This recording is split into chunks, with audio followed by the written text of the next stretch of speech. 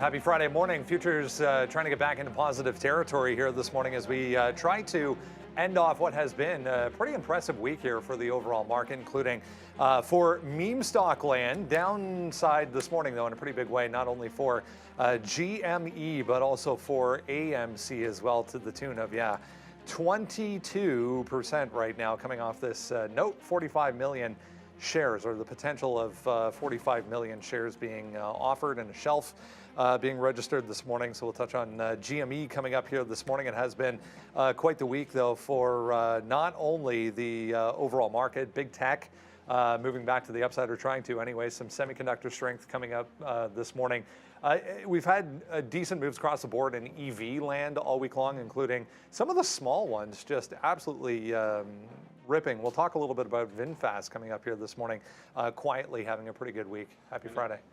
Happy Friday to you as well. And Neil showing me XPEV's new model.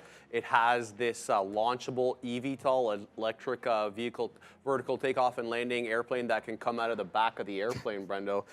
I'm on board. Where can I get one? Looks really good. More to talk about. Yeah, Transformers are coming to a street near you, possibly. I wanted to jump down here. Here we go. I mean, both AMC and GME downside. We'll get into that a little bit more. Take-Two Interactive moving around here off a headline as well. Robinhood, I saw a lot of people talking about Robinhood, up over 6%, having quite the week as well. On the back of this meme rally, obviously people need to trade meme stocks somewhere, so Robinhood, pretty good place to do so. Also has a short percent as well for its own self. Here we are up 5.3%, 72% down here in a month for Robinhood specifically. Michael Noss going to join us here in about 10 minutes. He was disappointed because he was actually going to talk. He sent me some of his notes this morning. He was going to talk about the potential for a downside move here in some of these meme stocks, and that was before they came out. GME comes out with this offering, so. As per usual, Michael Noss leading the way here on technical thinking. Anyways, good morning, guys. Good morning, everybody. And crazy moves, obviously, in meme land. You know an offering is going to happen at some point because it's a smart thing for a company to do, right? Like, you're going to be able to raise capital. This is how AMC ended up surviving, and GameStop doing it here, and then some preliminary results as well coming through for them. Not going to be the best, but the Robinhood, it's like a double upgrade, or is it a triple? Because underperform to buy, that's either like 2 or 3, like whatever it is, that's good for Robinhood. The crypto move continues. We're back above 66,000, so Mara is going to be in play today. AMD, again, making power moves. That is up 3% as I look up into flat NVDA because of the Microsoft deal. And then Reddit with the OpenAI deal. Understanding that if you are not paying for the product, you are the product, and that's the way of the world. So they're going to make their money that way as they try to get profitable. So great look for Reddit, which I know the memes have been going, but Reddit's kind of had a pretty good rally that if weren't for the all this GameStop GME stuff, I feel like it would be getting a little more attention. I'm just, hey, what's up, everybody? I'm just sitting here scalping FFIE right now, Faraday Futures. I mean, the volume here is already 60 million shares. It's now $2.65. I mean, this name was legitimately, I mean, this is not just our charts. This is, this was 5, 7, 10 cents like a week ago. So this is literally making people billions of dollars now. Probably not, but could have. Like, you drop 10 grand in here.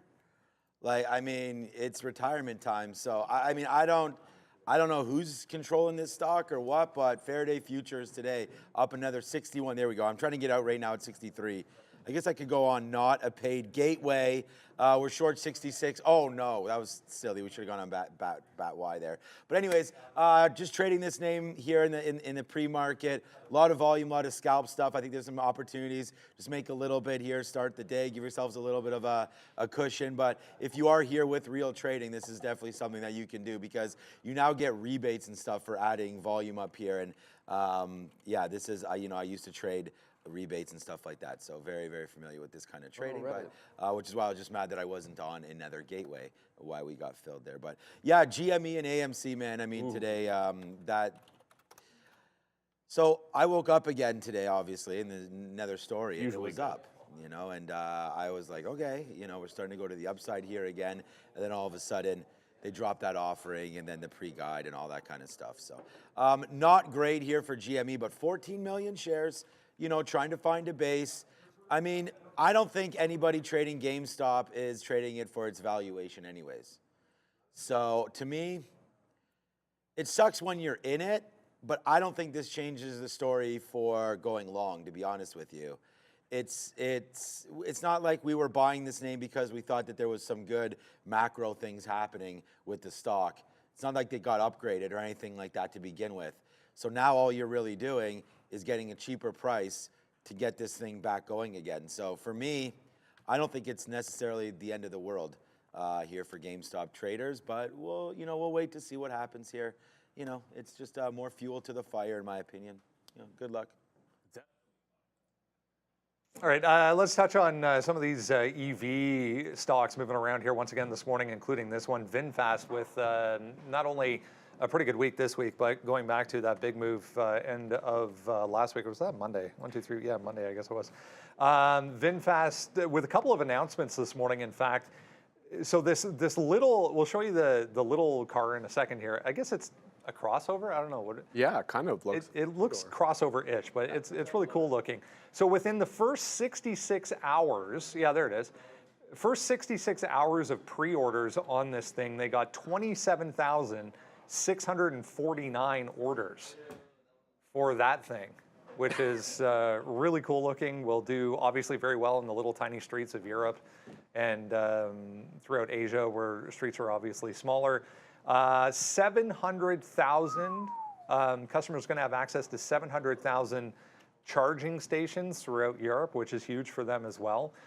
They've also announced that you're going to be able to access Sony's RideView online entertainment service in the VF8 model, and apparently that's the first manufacturer that this is going to be not only manufactured, but the first model from a manufacturer that's going to be available to. So here's the daily chart. Nice move, as I mentioned, going back to last week from 3 up to $5 at the high there, coming into some resistance, but looking like it might want to go higher. Let's call a spade, Brendo. There are very few cheap electric vehicles right now that can be bought en masse by other areas of the world. I'm talking about, you know, your Asias, your Europes, where these bigger cars don't really fit the narrative there. So I want to see what they can do with 6 hours selling 30,000 of these things. That's a fantastic look. Yeah, definitely. We'll keep an eye on that. So yeah, again, throughout Europe, VinFast customers are going to have access to 700,000 charging ports in the European market. And then as of, or going back to May 13th, part of that reason was that Sony RideView going to be in the VF8, which is the first model and first manufacturer going to carry that, similar to Apple CarPlay or Android Auto, guys. So a couple of interesting notes over the past few days here for VFS. Yeah, and when you already showed the daily chart there, so the bull flag is in play for it. 50-period average sits literally at $4. I guess that's about as simple as it gets. Support sits at $4 with the 50-period just underneath it. So that's as simple as it gets for consolidation. You have $5 for potential break. I just think it looks a heck of a lot cooler than that thing I was telling you about with XPeng. Because XPeng has this new, I'm not even sure what you call it. There's a truck that launches in an EV flying thing, the eVTOL, right? So it's a truck that launches an EV flying thing, and it looks a cross between a Hummer and a Cybertruck, and it's huge because it has to hold this thing. And I'm like, okay, well, that's a very niche market. Who wants to A, own something that flies, and B, have a truck that's the size of like a van? But really, most of the world wants a smaller vehicle. We know that's where the sales are going to be. China is the one that's proving it to us. So I mean, it makes sense. You're in the right market. Tesla got punished when they pulled theirs, and I think it's a good opportunity. The other side of it too is the potential for obvious like squeeze plays on the stock when you find support and start going higher. So we'll keep that one on the radar because we've seen a few of these go, right? It's funny because Sharif mentioned that this is a car that's available to get, and the point is with VinFast is last summer, I think it was last summer, my wife was at the CNE, and she actually sent me a picture of this car. She had no idea what it was. She saw it there, and it was a VinFast, and so yeah, it was one of their early models. But nice to see that they're making some moves there, and yeah, trying to get names under good prices above the 50-period moving average. We say, how many times do we see stock start to rally off of this? So I think you have a good stop area here if you wanted to engage in a potential move higher in a EV name. So VinFast, looks like they're putting up some numbers here. So yeah, I like that. We're still in Faraday futures as well, as we've been shorting this one, waiting for a 280 break. 280 breaks, we'll get out of this short. We're not going to layer into this. We're short at 269 right now. We could have just got out at 270, but it bounced off there. So maybe we'll try to get out a little bit, but so far, so good right now. Just checking back in on some of the movers here today. Neil, you were in that. The other ones, so it's, I just saw it there, and then I was okay. like, let me check it out. I didn't. It's Crown Electronics. Right, yep. And look, I understand that there was this whole like cracking this, cracking that, because it's CRKN, and so yesterday it was being referred to as cracking. Crown Electronics. You know what's, so it's done good volume. Now Faraday, technically speaking, is doing better volume notionally because Faraday is 270 and this thing is 39 cents, and you know obviously twice as much volume when the stock is 1/8 is not that big of a deal, but, or 1/7 I should say, but that's still very, very good volume on Kraken. I look at this double top, and my first thought is to look for the shorts. If all these meme names kind of got a little huadunk or pullback or whatever we're calling it because of what happened with GameStop, then I see a rejection like this put at the 50 level, and I want to be looking at least initially short. I had it when it broke down 40, got out, but if it gets back down and breaks underneath VWAP, I'm going to be looking short this name. If it pops into the pre-market high, I'm going to look for a fail top short or look for a fail at 50. If we're breaking out over 50 cents, we're able to get away from it. But these two are doing volume. In the afternoon, you remember yesterday, like there wasn't a ton of volume and activity until right at the end on GameStop. And I know it's going crazy today, but in the afternoon it was these guys, CRKN and FFIE, Faraday Future, that were doing the bulk of the squeeze volume. So I think that's where I want to be, at least again this morning. So you know, both these are going to be in play. This one is a penny stock, so unlike FFIE, like you don't get paid a rebate for adding liquidity. So you can't pile up rebates getting in and out on this stock like you could in FFIE because you know it's essentially free to add and remove on any kind of a penny stock. So you're just looking to make that gross. If it starts breaking above 55, I will not be trying to short it above there. But for now, I'm looking for the short off that double top. Still funny about that developing story, world #1 Scotty Scheffler arrested at Valhalla for assaulting a police officer. So it's assault? That's what he was arrested for. I mean, apparently he's been released. I mean, people would being able to watch this would be able to find out. But his tee time was 10:08. Just funny stuff. I mean, not funny, but I don't know. That was. Go check it out if you're able to right now. But yeah, that's what's going down right now. Watch him go out there and like shoot a ridiculous round anyway. Yeah, they're saying that this is like the worst thing that could happen for everybody in the PGA because now he's going to be mad. All right, Faraday just went through 80 there, so we punched out of not everything, but not great. As we just keep going higher and higher. So yeah, I mean, I fought the law, and definitely the law is winning right here on Faraday Future because this name just continues to climb higher.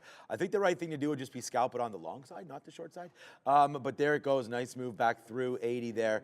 We'll get out of it all and just see. We might have had the right level here at 80 as it's bouncing around, but we were short there 70. We talked about that, punching ourselves out there at 80, and now going to wait to see what it does as I'm just trying to watch it. I thought 80 would be a pretty key level, and we are bouncing around here. So, I mean, there it is right there. That's been the high. That's why we stopped out. So, right there at 80. So let's see if we can get even higher now as, remember, no halts in the pre-market or anything like that. But now that this is over $1, it's going to have different halt rules. It's going to go back into the normal. Right. So we do have to watch out. And I've written down here on the sticky note that we definitely want to play FFIE on its first halt. So that's going to be hopefully a big trade for me today, or at least a big opportunity. Faraday Futures here, 63 million shares, and already going nuts. So I really, really like the opportunity here today in this name with GME and AMC, maybe taking a potential back seat early until that settles down. This name's already kicking. Looks like a good level there at 80 maybe.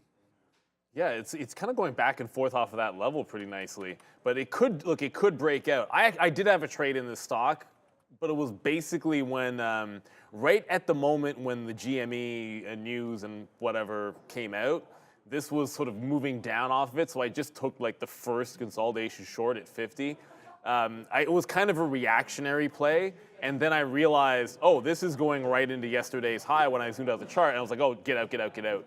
And then you can see like it went higher. So this is bouncing off of yesterday's high, trending to the upside. A $3 break at the open could lead to said halts. But I actually think there's going to be a halt possibility on GameStop at the open this morning. Yeah. So I think this news, most of my success on GameStop this week has been playing halts.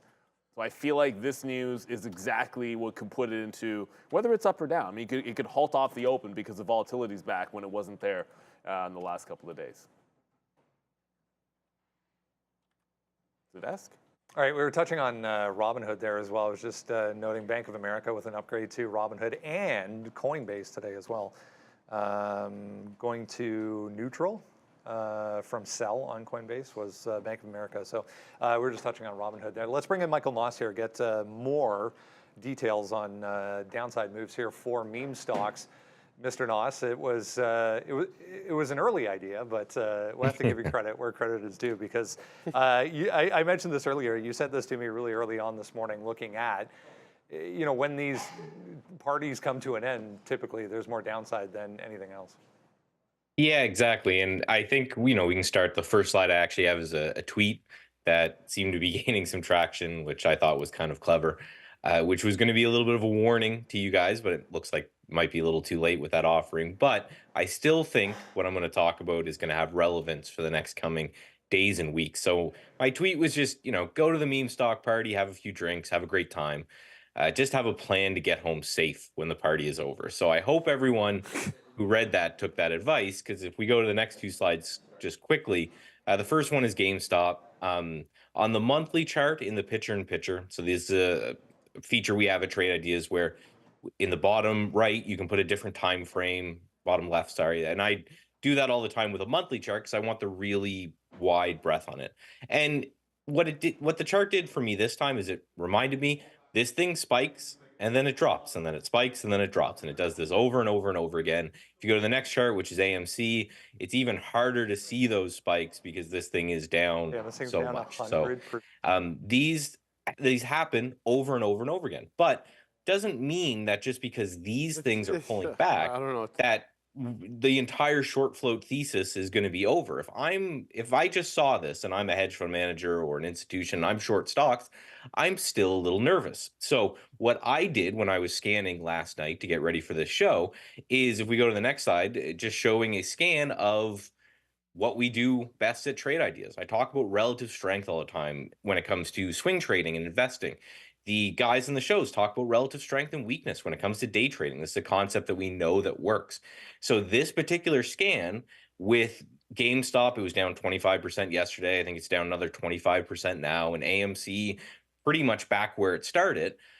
I just took this scan and I said, okay, well, what's not falling apart that actually has a good short float? And you can see some names here. I went through the whole entire list and I cherry picked some ones that I think that look good. But I think that's the move going forward. If we think that there may be another pop in these names, or that, the playbook is going to happen like it did with the meme stock craze last time, where we all remember first it was GameStop and then it was AMC and then it was BlackBerry, and then, it went down the list of every heavily shorted name out there. If that playbook's going to remain, I think your move is simple. You want to find places that aren't falling apart, these heavily shorted or quote unquote meme stock names that are holding up very well. So that was the list that I made last night. I'm going to be watching all of these for the same thing. GameStop looks like it's, going back down, and AMC looks like it's back where it started. But if these names can hold, then that shows me that there's some good relative strength in them, and at least areas I need to focus. And the first one is Carvana. And I'm going to kind of call this the meme stock that did everything right. This was priced to bankruptcy. There was targets of Carvana out there at $0 and $1, and it was going crazy. But they got a little bit of a spike. It looks like they raised money during that spike, and now we have the earnings per share number here. It's positive, so they're actually making money. That's what you want your company to do, especially in these interest rate environments. So this may be a meme stock that turned into a turnaround story. And more importantly, if we remember the GME and the AMC charts above, where these things are making new low after new low and kind of completely collapsing, Carvana's just holding this post-earnings gap, and it's holding on very well. We're showing a 28% short float on that. So just drew a simple line there. That's like 120, 121. If we can get above that, then I think there might be another move here in Carvana. Next one here is Rumble. 18% short float. If you look at the monthly chart, hasn't really done much since it's IPO'd or de-SPAC'd. I can't remember which one this was. But if you look over the last 4 or 5 days, again, as the meme stock's been falling apart, this one's been steadily rising. That yellow vertical line, that's earnings. Looks like some good action on earnings and a nice positive close yesterday, again, as the meme stocks closed near a low. This next one, PLL. One thing that I noted, this is the best looking lithium stock that I saw in this whole kind of craze because it has this rounded bottom or smiley face pattern that I like the look of and an 18% short float. So I like this one above $15, $16. But I just wanted to note that as I was going through this list, I saw like 5 or 6 lithium related stocks there. I don't know if that's a theme, but sometimes when I'm going through scans and I see the same sector over and over again, I start to perk up a little bit. So, pay attention to lithium outside of this. Last but not least, we have GigaCloud Technologies. Look at the monthly chart in the lower left. This thing is great. I talk about it all the time that if you're going after high short float names, you want names where the shorts are nervous. If the stock is hitting new all-time lows, the shorts aren't nervous. They're having a great time. They're correct in their position, so they have no need to cover. There is 19% of this float short, and if you look at that monthly chart, this triangle, if this resolves higher, we're hitting new all-time highs in GigaCloud. So the high end of this wedge is like $40 or so a share. That would get us over this last earnings report day as well. So I think that's going to be a very interesting level. So again, play these responsibly. Understand that when the meme stock story comes to an end, it usually ends badly, but we can use these moments to find relative strength. And I think that's the key. If you are holding a high short float stock that is not selling off with GME and AMC, you might be onto something. Entry here when you're looking at these different names with the high short float, and the reason I ask is yesterday we saw, I mean, it was clear, not only yesterday but the day before even, that the energy behind this move and some of these names, AMC, GME, obviously leading the way, was just not there. It just wasn't the same as going back to 2021. But yesterday, late in the day, we see all these little tiny, penny stocks popping up, doing hundreds and hundreds of millions of shares, even a billion. Is there a barrier for entry where you'll just set it aside and say, I'm not touching it? For me, I need that initial trigger. I'm not a big penny stock guy myself because what I'm looking for is exactly the opposite of what happened in GameStop and AMC. Both these things spiked. These are unprofitable companies that have a lot of debt in their balance sheet, and they're not great companies. So they're going to use price spikes to offer more shares and to sell shares to retail. And that's what's happened with both AMC and GME. But I look at something like this GigaCloud, this GCT, right? If you I know that's the small print, but I'll just scan across the top. It only has 400 million in debt. It has 200 million in cash. The earnings per share is positive, and then the trend is up. So that shows me that there is less of a likelihood, we obviously never know, that if this thing gets going over 40 and it has a little bit of a short squeeze, there's less of a chance that the company itself becomes overhead supply.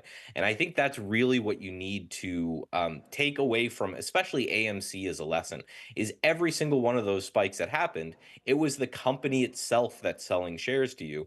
And, there's the old saying, don't fight the Fed. I would say don't fight the Fed, and also don't fight the company. If the company's buying back shares, probably not a good company to short. And if the company's selling shares to you, it's probably not a good company to hold.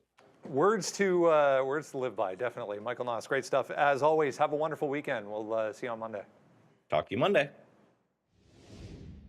Thank you, Michael. And look, I know Carvana's not really moving much anymore, but what that was able to do was impressive. Novavax, of those types of names, the squeeze name, like this was one that was literally going bankrupt. Everyone's like they talked about going concern issues themselves, and then they get to deal with Sanofi for the exact amount almost of their market cap. I think the entire deal was with Sanofi, and then potential for more. So they're not going under, and it has been begging to break out this last little week. I feel as if it wasn't for all of this attention in other places, these guys would be going ham, and maybe a breakout of 15 can even happen today. It's just a matter of, it's a huge short float. It's already made the move. Get above 15, and the shorts have got to be scared.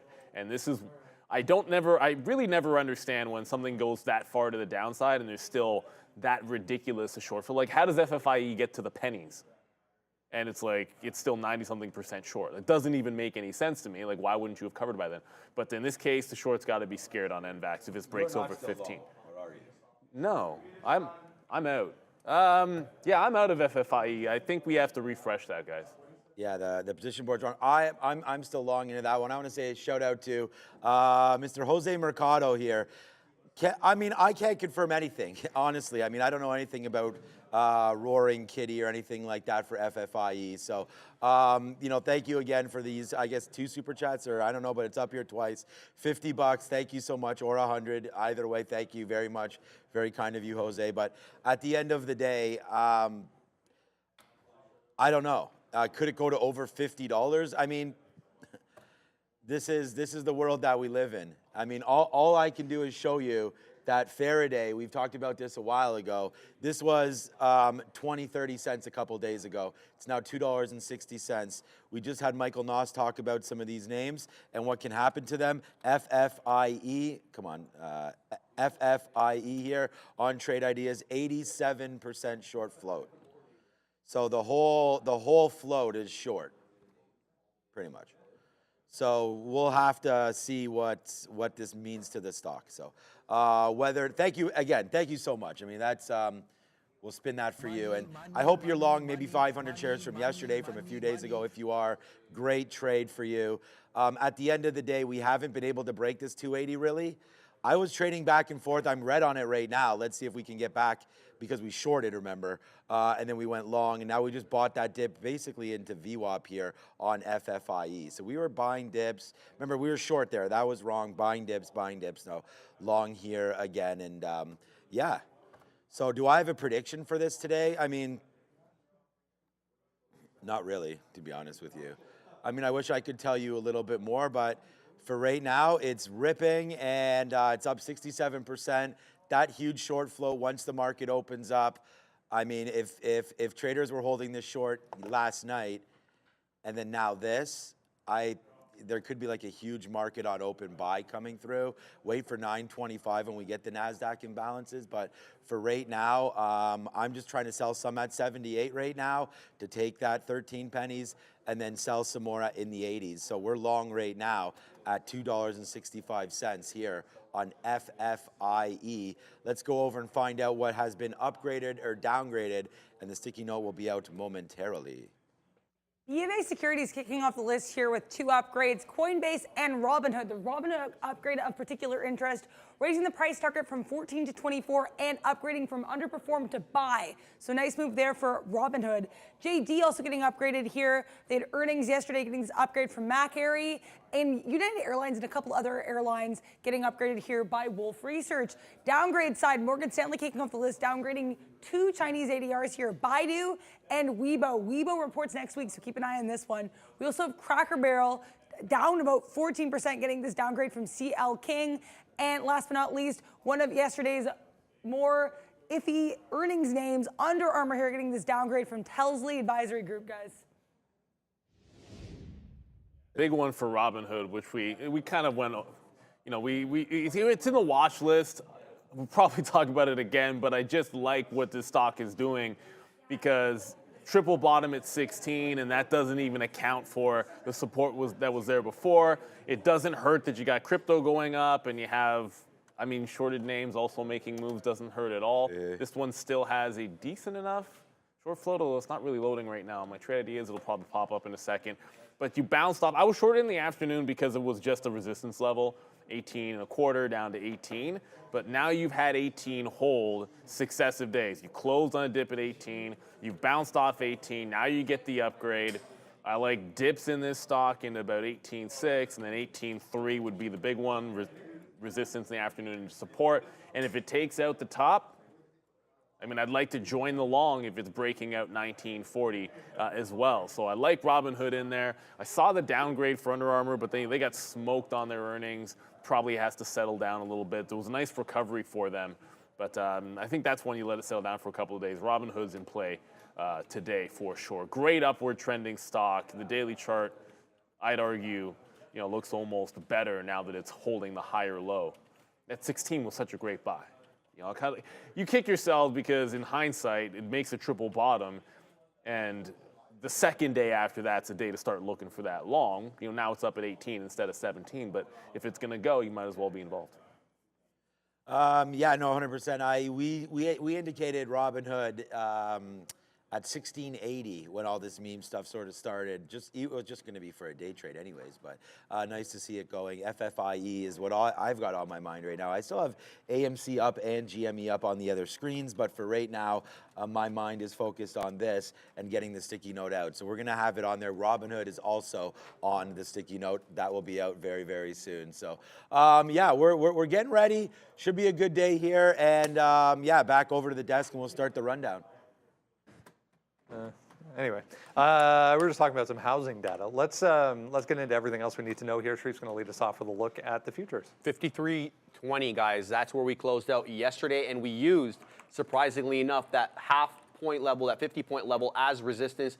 53.50 was that level of resistance that we couldn't break through. So let's go ahead and see, can we use yesterday's closing print as support? If we can't, let's look at yesterday's low, 53.13 as support. All right, if you haven't done so, make sure you grab that. Very easy. Go to the website, tradertv.live. You'll see a pop-up appear. You enter your email address, and then it just shows up for you every single day with everything you need to know on it in the pre-market. Let's talk about Reddit here to kick things off nicely. Guys were mentioning it early this morning if you're with us at 8:30.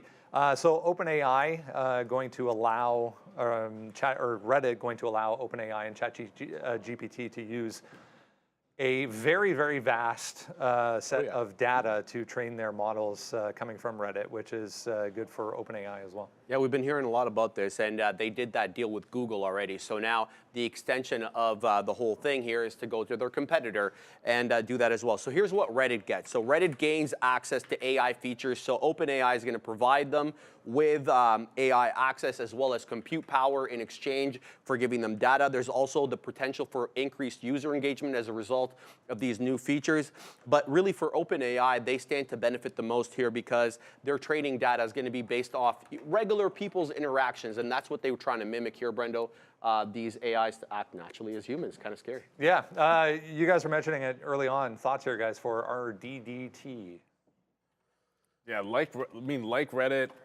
I think today, the pre-market volume is actually better than normal, but it's not like egregiously large on this gap up, and it did sell back underneath its breakout price. Well, not the breakout price, but like the recent high, like this 64 and a half level. So it was up there, and on very, very light volume, it's kind of dipped back in. The market's not doing a heck of a lot, but the market is sort of gliding higher, for a better term. But I like 60 in here. 60 the last couple of days was the wall or the resistance level. So this stock above 60, going to be looking for longs on Reddit. The daily chart, there's not a heck of a lot to dig into on a daily chart of an IPO. But you just recently tested that 60 high. Like there's your big gap up overnight, 60 high, and then it failed it. Now you're kind of back and forth a few days, now trying to break out above it. So 60 is the level that I think you work off of. And if it gets all the way up to like 65, 66, that'd be fantastic. So looking for longs at the open on Reddit, but probably a little bit of a dip buy here. It's hanging out in the middle on light volume with a bit of a spread. I think you let this thing open up, and then I'm going for the dip buy on RDDT. Look, we already talked about Reddit down there at $50 before earnings. On the market recap show, I said this is the name we're interested in. It's a great long down here, breaking above that $50. It looked a heck of a lot like ARM, the same kind of setup. And now you're getting more news coming out on Reddit. Obviously a brand new stock, lots of stories to be told there. So I like Reddit. We just got FFIE at 83 right there on the way up. It just went to 85, by the way. So shout out to Tisha and everybody there that's in the chat. We're continuing to hold this one. So I'm in half of what we had from that bottom of 265. So we're still in half of that. Want to hold it for more. My next offer is in the 90s. And then we'll see hopefully for that $3 break. And then I want to get involved right off the jump. So if we're able to halt early, I want to get that long on the halt, and if it halts down, I want to try to get the short. So either way, I want to be involved in this name today pretty big time if I can. And then GME, well, not if I can, I will. It's not a thing. Be involved. Whether or not we'll make money, we'll see. Yeah, GameStop, little reaction today to the downside on that earnings guide, and then the mixed shelf. But at the same idea, you're holding pretty good. You know, the sticky note is now out. I have 20. You know, 18 as a bottom, sort of where we started to gap fill here when this whole story started. So that's 18. If you're not looking at 18, then we're not looking at the right spot, in my opinion, today. I feel like it probably comes into here, could halt right away off the open. Then if it gets there, that's the long from there. So I'm looking for a catapult off 18, basically. You might want to start it at 20.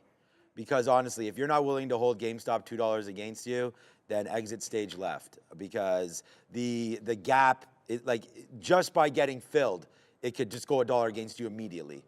So it's like you could get filled and get punched out. Like that's already happened. I've talked to lots of people around here that have been trading this. You have to have a plan of action with GameStop and with AMC. And honestly, there goes FFIE.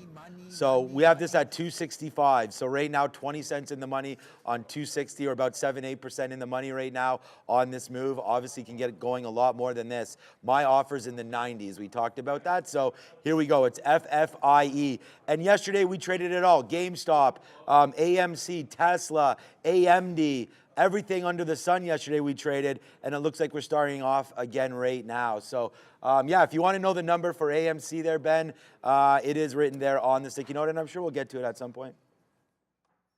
Let's go on to semiconductors. AMD specifically here, reports suggesting Microsoft is going to introduce AMD-powered AI chips.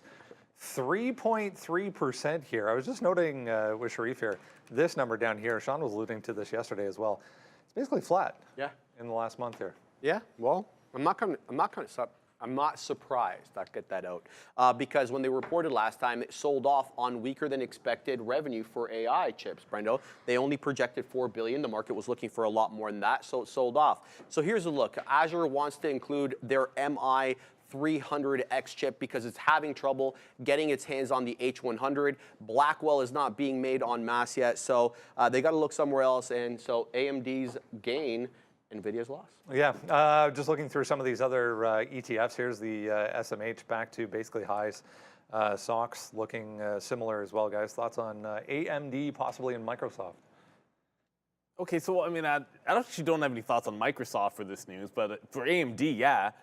Yesterday was a good long that was bafflingly weak late in the day. That's what I want to get out. Like early in the day, no problems. Like it was a dip into the 160 that was on the note. It was right into the previous close, and then it was 163 above on the break. But then all of a sudden, it just continued to. It just couldn't catch a bid in the afternoon. Comes all the way back in. Good news is it holds the opening range bottom. This is 1030. It holds 161.6. You're back above 63 and 65. You are now making a double top break, and it's like 20-something minutes to go until we have the open. So I'm looking at the 165 for the dip zone, and then 163 as well. If it can't hold 63 today, I think it's in a bit of trouble. 63 was the resistance, like this previous resistance on the daily that just got taken out. So I think as long as it holds onto that, you're at the 50 period on the daily, so maybe that can be a little bit of a hold up. But this has lots of room to run because AMD had a rather large pullback that it didn't recover from when NVIDIA got all the way back up to the top, or at least close enough to it. I mean, AMD is just making a small recovery, so it's got some catch up to do with regards to the move that we've seen recently in NVIDIA. Look, yesterday we absolutely nailed AMD. It was probably the trade of the day, and it happened immediately. So yesterday off the sticky note, we had 160 long written down, as Neil just mentioned. There's my trade yesterday on AMD, 160, right off the open at 9:30. I was trying to look for my trade later on in the day. I must have not posted it because we did go long there at the end of the day and actually made some money on that as well. But if you're just going to look at yesterday's long. We just talked about 160. Look where we were long, 160. That's the long. I just showed you the fills. So it went up $8 for us. At the end of the day, obviously pretty weak there. Actually, no, we were short at the end of the day. What am I talking about? It was short. Yeah, we were short. Yeah, it was short. Yeah, we were short underneath VWAP. Right. Because people were asking me about the long, right? And we said no. But there it is. So nice news today. So it is on the sticky note today. We wrote down 164. So basically, you know, we were down here 162 yesterday. I feel that 164 area, 165, 165.50. Start the bidding in and around there, and then deal with it when it gets back into here into 164. And hopefully, I don't make a low wick before it starts to take off again. But AMD is on my mind today. But honestly, right now, just like yesterday, I never thought we would be in this kind of stuff this early. Yesterday we were in GME, AMC real early. Today we're in Faraday. And we just go where the money is. And I feel like when there's volume, there's opportunity. And today there's volume and volatility and opportunity with Faraday, AMC. And by the way, GME is trying. I mean, I don't want to, it's not doing anything, so I don't want to like scare everybody. But it is, I'm going to sneeze. It is going to the...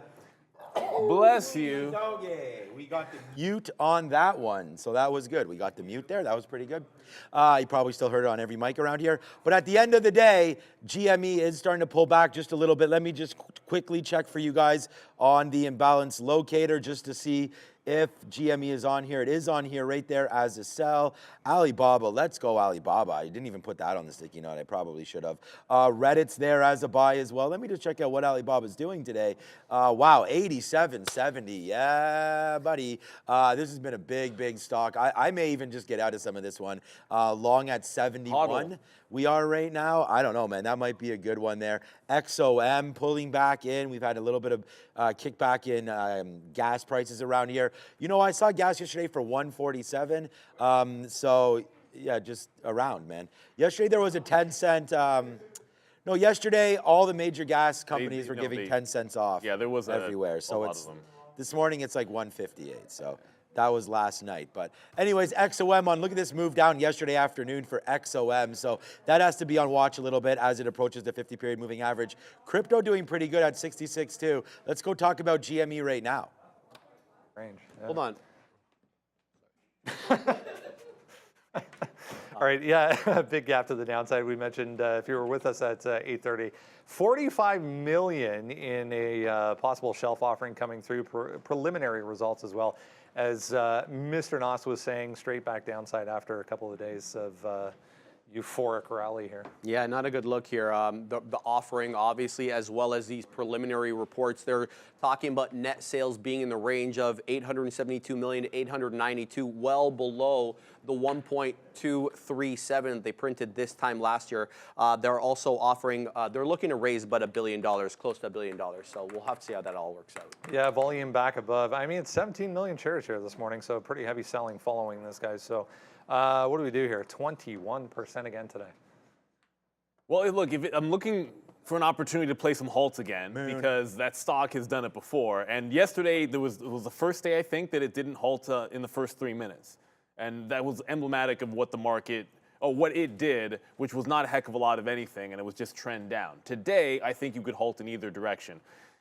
I do think 15 is an obvious line in the sand, where if it gets down there, I probably like a bounce regardless of a halt bottom. But anything underneath 20, if there's like a couple of halts down and then that first move back up, that's the long that I would want on GME. Outside of that, the 27, like this move here, this was a halt up and then it went parabolic. That first, like, it wasn't really the first day, but you know what I mean. $27 was that level. We closed just around there, and then it broke down underneath that 27. If it gets back up to $27, that's where I would be looking for a short on GME. I haven't really looked much at AMC because I feel like GME is going to be like the one. I had like a little scalp trade getting in short when the GME thing happened, and AMC barely even moved. If this gets back above 5, it gets spicy, but the volatility is going to be, I think, in GameStop today, and Faraday, and, oh, now I can't, it's Crown. See, I can't get this stupid Kraken out of my head. It's Crown something, CRK. Crown Electronics. Crown Electronics, there you go. So those are the ones, that's what it's all about. Yeah. They're going to have the better volume. I feel like AMC is in like 4th or 5th place. I might even put a Novavax breakout at 15 over AMC trading today. All right, we just reloaded a little bit of Faraday down here as it came back into 60s again. So we took a little bit more. Our average price now is 66. I mean, you can see the fill rate there. So let's see if we can get back up to the upside. We are going to get out if it does break through 60. I mean, it's not really worth it, in my opinion anyways, to start the day off holding this thing and, you know, when anything could happen. So, you know, maybe let me rephrase that. We are going to hold this thing, but I'm not averaging in or anything like that into the open. If it goes up and we can average up into the trade, that is what I want to do. I want to get more shares, as ridiculous as this sounds, I want to get more shares at a higher price. Because if this thing just keeps coming in, there's no doubt this name could go to $1 today, could go to $10 today. You know, I don't have, unfortunately, we're still waiting for Mr. Westermeyer to send that 8-ball. But, you know, we don't have a crystal ball, so all I can trade is price movement. So right now, that's what we're doing. We're trading that right here. Yeah, I mean, so last night we talked all about Bitcoin. She still really likes it. So she's probably trying to get on the show again. Man, Kathy. Everybody likes it. No, see what I'm saying? Except for Darwin. But anyways, I told her, give us a call in the pre-market. Maybe we can get you on. We don't have time. I mean, we're running out of time. So anyways, 280, if that comes in, I think you take a little piece off. End of the day here. Let's see what happens now with FFIE. We're going to get a little piece out if it comes back up to the upside, and we're going to go here. So there goes Faraday Futures. I still like GameStop. We talked about that on the sticky note there today. I love this $20 to $18 area. I think you're going to get a chance to go long right off the jump on GME for sure, and I think it's worth trying it. I think all this offering and everything like that, all it is, and I wrote it down on here on the top, is just fuel. That's all that it is, because no one cares about GME's actual PE or anything like that. Obviously, the more shares they offer, the worse it's going to dilute it, and it's going to put more shares available, and that's why it's down 21%. I get that. But honestly, I mean, this shouldn't stop anybody. If anything, if you're buying this name at 36, 46, 56, I mean, now it's at 21. And I don't know if this is what people should be doing, but I could see a lot of desperation maybe hitting this name, and the next thing you know, Black How back up to the upside for AMC and GME. And AMC, I wrote down $4. I just think it's all too obvious and too easy. We're right back into levels that's held before. So, I mean, you have a lot of easy areas, a lot of possible outs. So I think these are the names to look at today. You just have to go for it and try to make a trade. So that's what I'm trying to do right now. I'm not here just to be like, whatever. We're here to make money. We're here to trade. I think these are the best opportunities today, hence why we're in Faraday Futures as we speak, already traded thousands of shares. So pass it back to the desk. All right, we had a big move, or decent move anyways. Nothing compared to meme stocks, but decent move in cannabis late in the day yesterday, coming off the announcement from the White House initially, and then the DOJ comes out with more details on the reclassification of marijuana in the U.S. Yep.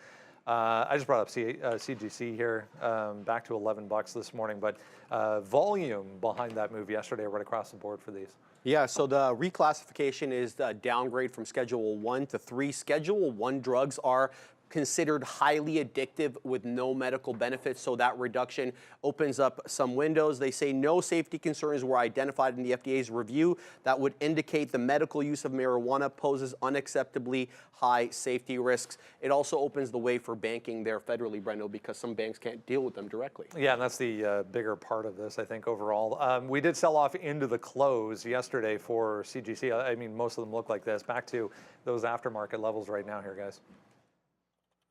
Yeah, this will be on watch if it gets back up, maybe CGC in particular, I guess, because that's the one that I elected to trade yesterday. That's the one I think I'm going to trade today if there's a bit of a break. If it can get through $12, I think that looks pretty good. You're down at 11 bucks though. If it takes out 1080 support, you're waiting for $10 to go into the long. So yeah, it's going to have to break $12 for me today.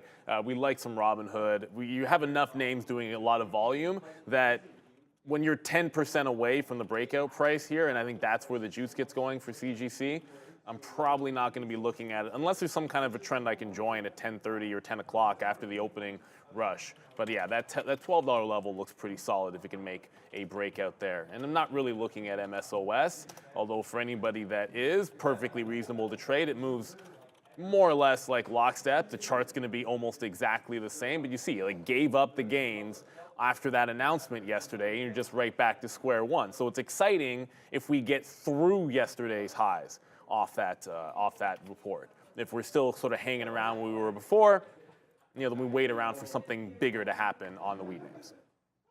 All right, I'm just going to see what CGC's short float is. So 13% right now. So, yeah, I mean, nice news here. We see it here, Justice Department. I mean, it's all here. Lots of opportunities. I mean, see this EPS minus $2? Like, come on. You're going to play these names for, by the way, we got some out there at 75. I didn't wait for, it wasn't breaking 75 Faraday there, so I actually took 10 or 15% out of Faraday there at 75. So I was waiting for 80s. It wasn't breaking, so we take a piece out. Yeah, so just looking at what we're talking about right now, a 1080, 1082, a good level here, but I just don't, I'd rather see the news, go over to it, and then just punch it too late and hope that it continues to go, honestly, rather than try to sit around here and bury the hatchet a little bit until eventually it pops. These are not good businesses. You play it for the spirit of maybe squeezing or something about marijuana legislation going through again. But for us or for me right now, it's a pretty hard pass on all of these names. I mean, the thing is, you get suckered into them. They won't move, then they'll just start to go low, and then you get excited. Honestly, look at this huge pop there. I'm I'd rather hear the news and then buy it into here. By the way, that FFIE just broke 60, so we just got out of that. Or did it break 60? Well, we got out when it broke 60, so it must have. Our fill there. No, our fill was 61s, so okay. I don't know where my offer. Okay, so I think what it did is broke and then came back, maybe FFIE there. So anyways, we got out right there, so it's a fail. So we lost on that one. But anyways, weed, we'll stay away from that. We'll get off the weed. So here comes Faraday. So now with 9:22, we only have 7 or 8 minutes left. Remember what I said? I wasn't going to dig into the long. So right now, we tried it. We were short early, then we were long late. At the end of the day, it's going to be a red name for me here because of that last move. So good thing we got a piece out there in the 70s, but right now, Faraday futures making that move downside, but still up that 55%. So we'll, that's a good thing about being here. We can keep our hands off for now and then get right back in that once this opens up, and will halt. Just want to make sure that we get it the right that's way. Halting so today. yeah, this should be halting today. I would think. I got $1 says Faraday halts at least. I mean, Yeah. one's not even fair. We'd have to give odds for that. I think it halts 3 times today, so I'm going to whatever. In high school, every bet was $1, just like trading places. But when that happened, 40 came back down underneath on Kraken. I'm short 40 to 42. I got to see what's going on with this Duo stock, because my trade ideas cannot be right. This Duo up 300%, but that can't be right. Well, no one can see. Sorry. Oh yeah. This can't be right about Duo. 13 billion market cap and 32 million float. They must be making a mistake. I'm going to check a second source because I want to know what the float is on this DUO. It has to be small. It's a depository, so it's probably yeah, right. but 32 billion? No, 13 billion. No, but the float, 32. I don't know. Oh, I'm skeptical about that. I'm going to check a different source because I think it's a low float name. But Duo is another one of these low runners here. I'm assuming low float, but I'll double check. Penny stock to gap up, doing 22 million volume, so that's pretty solid as well. So put this one on the radar, though I'm fairly certain it's not. If it is a $13 billion company, then I'm just, I'm a little surprised, that's all. I don't think it is. Yeah, we see a bunch of stuff on this. I mean, 2.5. I see 2.5 million market cap on that. 6 million float. So I mean, it's a Chinese stock. So yeah, tread lightly is the key to that. Let's talk about Hood here to wrap things up. Bank of America Securities upgrading in a big way this morning. Not only Robinhood, but Coinbase. It's worth noting as well. Positive note from B of A on Coin. Back to 19 bucks here. Going to buy. Yeah, analyst Craig Siegenthaler there at BOA with a double upgrade from underperforming to buy. Here's what he says. They like this entry much better than the 2021 IPO when they had it rated underperform. Here's why. Rising retail engagement and accelerating organic growth. Number 2, positive operating leverage after large expense reductions. And number 3, attractive valuations following the EBITDA EPS increase. So we'll have to see how they do, but they're getting the nod from BOA. Yeah, after what's already been a pretty good month here, 73% for Hood. Yeah, I feel like, okay, we kind of, I feel like I've gone over this a couple times. We like Robinhood. 1830 is the big dip zone for me. That was the afternoon short level. And then right up here, the higher low was at like 1860. So yesterday's resistance spots, I'm looking for initial longs. The first one will be really tight. You know, obviously it looks good. The daily chart looks great. All that good stuff. So, you know, I'm down with the Hood today. Up 6%, double or triple upgrade. I don't see any reason not to like it. It just bounced off the 50 period. It's got support on the daily. It's got higher low support. It could even make a breakout soon to fresh highs. It has to get through $20 first, and we're at 19 right now. So, you know, let's go. Robinhood, I'm going to like this one to be sure. And I did double, like that other company, I think TradeID just had a B instead of an M. Finviz said 32 million, which makes a heck of a lot more sense for a $1.70 stock that was just 50 cents. So that duo, $32 million company. Yeah, TradeID has had the wrong letter. That is all. So watch out for that duo. You're going to have a lot of these lower float names and smaller names going, but I do like Robinhood, more traditional long. All right, so we have Robinhood on the sticky note today as well. I wrote down 18, but again, we've just started going upside. So I mean, I would like 1850. Like Neil mentioned, 1830 would be great, but down here to 18 for me is something. I mean, that's the 50 period moving average here on the daily chart. So I really, really like this long. It's too bad that I really should have bought this on that meme craziness just because we knew volume would come into the name. But Robinhood, great longs anywhere into here. It's on the sticky note. I have pending orders right now for AMD to go long. I don't know if that's going to fill because now we're all the way up. Like even if we can get 165-ish on AMD, it's had huge moves in the past. I don't know if we're going to get it today to the downside. Look at the market falling down right now, and we're really not catching too many bids. I mean, we're not catching too many offers, like the bids are holding. Even NVDA here just dropping $1 with its kind of a NASDAQ move like this, really strong right now, all the chip names. Like AMD is not even, unless it just changed its mind right now. Look. It's insane. Look, it going down. I mean, the market is doing this. Well, now the market's going, but either way, this was what was happening to the NASDAQ, and this was happening to AMD. So this is a huge long. You just got to find it. And then the other thing, like we hit that 160 yesterday. So, and then we hit it again somewhere else. I think it was 164. I'm not sure. I tried to find that trade. Tesla, I really like this long as well. This is another name that I have. I only have 5 or 6 names on this stick. You know, what about this 172? If we dip back into it, it is red today, so we are trying to be a little careful about sitting around and catching this one, especially if the market is negative. But I like the news. It's on our watch list there for roadmaps there into China for getting data through on full self-drive. So I think that that's a decent story. We'll see if we can catch some Tesla long. And then Faraday, yeah, what's up with that now? It's probably, what is it now? Probably $14. FFIE. No, it's still the same place. Yeah, it's still the same place. Okay. No, way back up for me anyways. Yeah, so there it is. We got stopped out there at 260. Now it's 271, sort of where we were starting this party earlier. So 1 minute to go. What's up, Sharif? Oh, take 2. We've been talking about moving average crossovers all week on How to Trade. Today, we'll talk about the limitations of moving averages. So catch that with Adair and I on How to Trade at 11.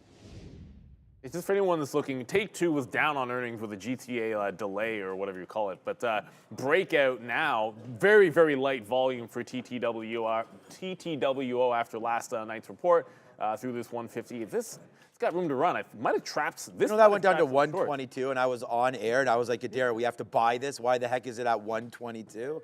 I haven't told that story to my kid last I think it's like, anybody that shorted this on the down move that wanted to hold it overnight has now gotten trapped. And suddenly Take-Two is starting to rally. With only seconds ago, sorry, I got distracted. Just ring it now because the market is open. Sorry there, brought to you by Real Trading. The market is open. That was me getting distracted by a stock moving, which is fine because Take-Two was not in my plans, and now I like that 150 level. But first things first, I was anticipating immediate halt on GameStop. Do something, down. But nothing nothing for them. It's Faraday that might halt to the downside here. Oh my goodness.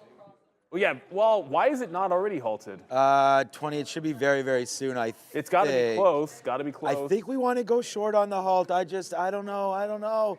It's dancing around too much. There, look at that pop right back up into 262. This is not really my style of trading, but it is a heck of a lot of fun to watch out for Faraday futures as it's moving around a little bit. So let's just go over quickly. I still have it up. If I see it halting, I'll try to jump over to it immediately. There is a little bit of a move down here on AMD. So the market does make that move down, and so does AMD.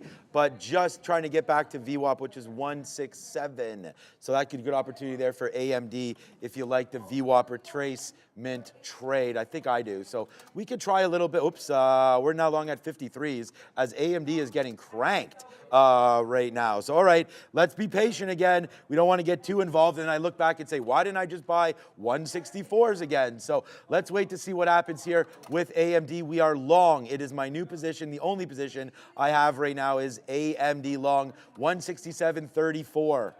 So I don't know, man. The way this thing's dancing, we'll see where this goes. Yeah, oh my goodness, 50's coming in on Kraken. Oh my, gotta get over there. Why is AMD going Kraken's down? trying to break 50. I got my dip buy on Hood, but Kraken's gonna go, and I don't wanna miss it by moving my level 2. If it breaks this 50 level, I'm gonna take a breakout on that one. I said I didn't wanna fight it if it got to that 50. We had 40 to 42, and now all of a sudden it looks like it's going to break out. No dip buy on Robinhood or yet. Did I get it? No. There it is. I did not get filled. Why did I not get filled there?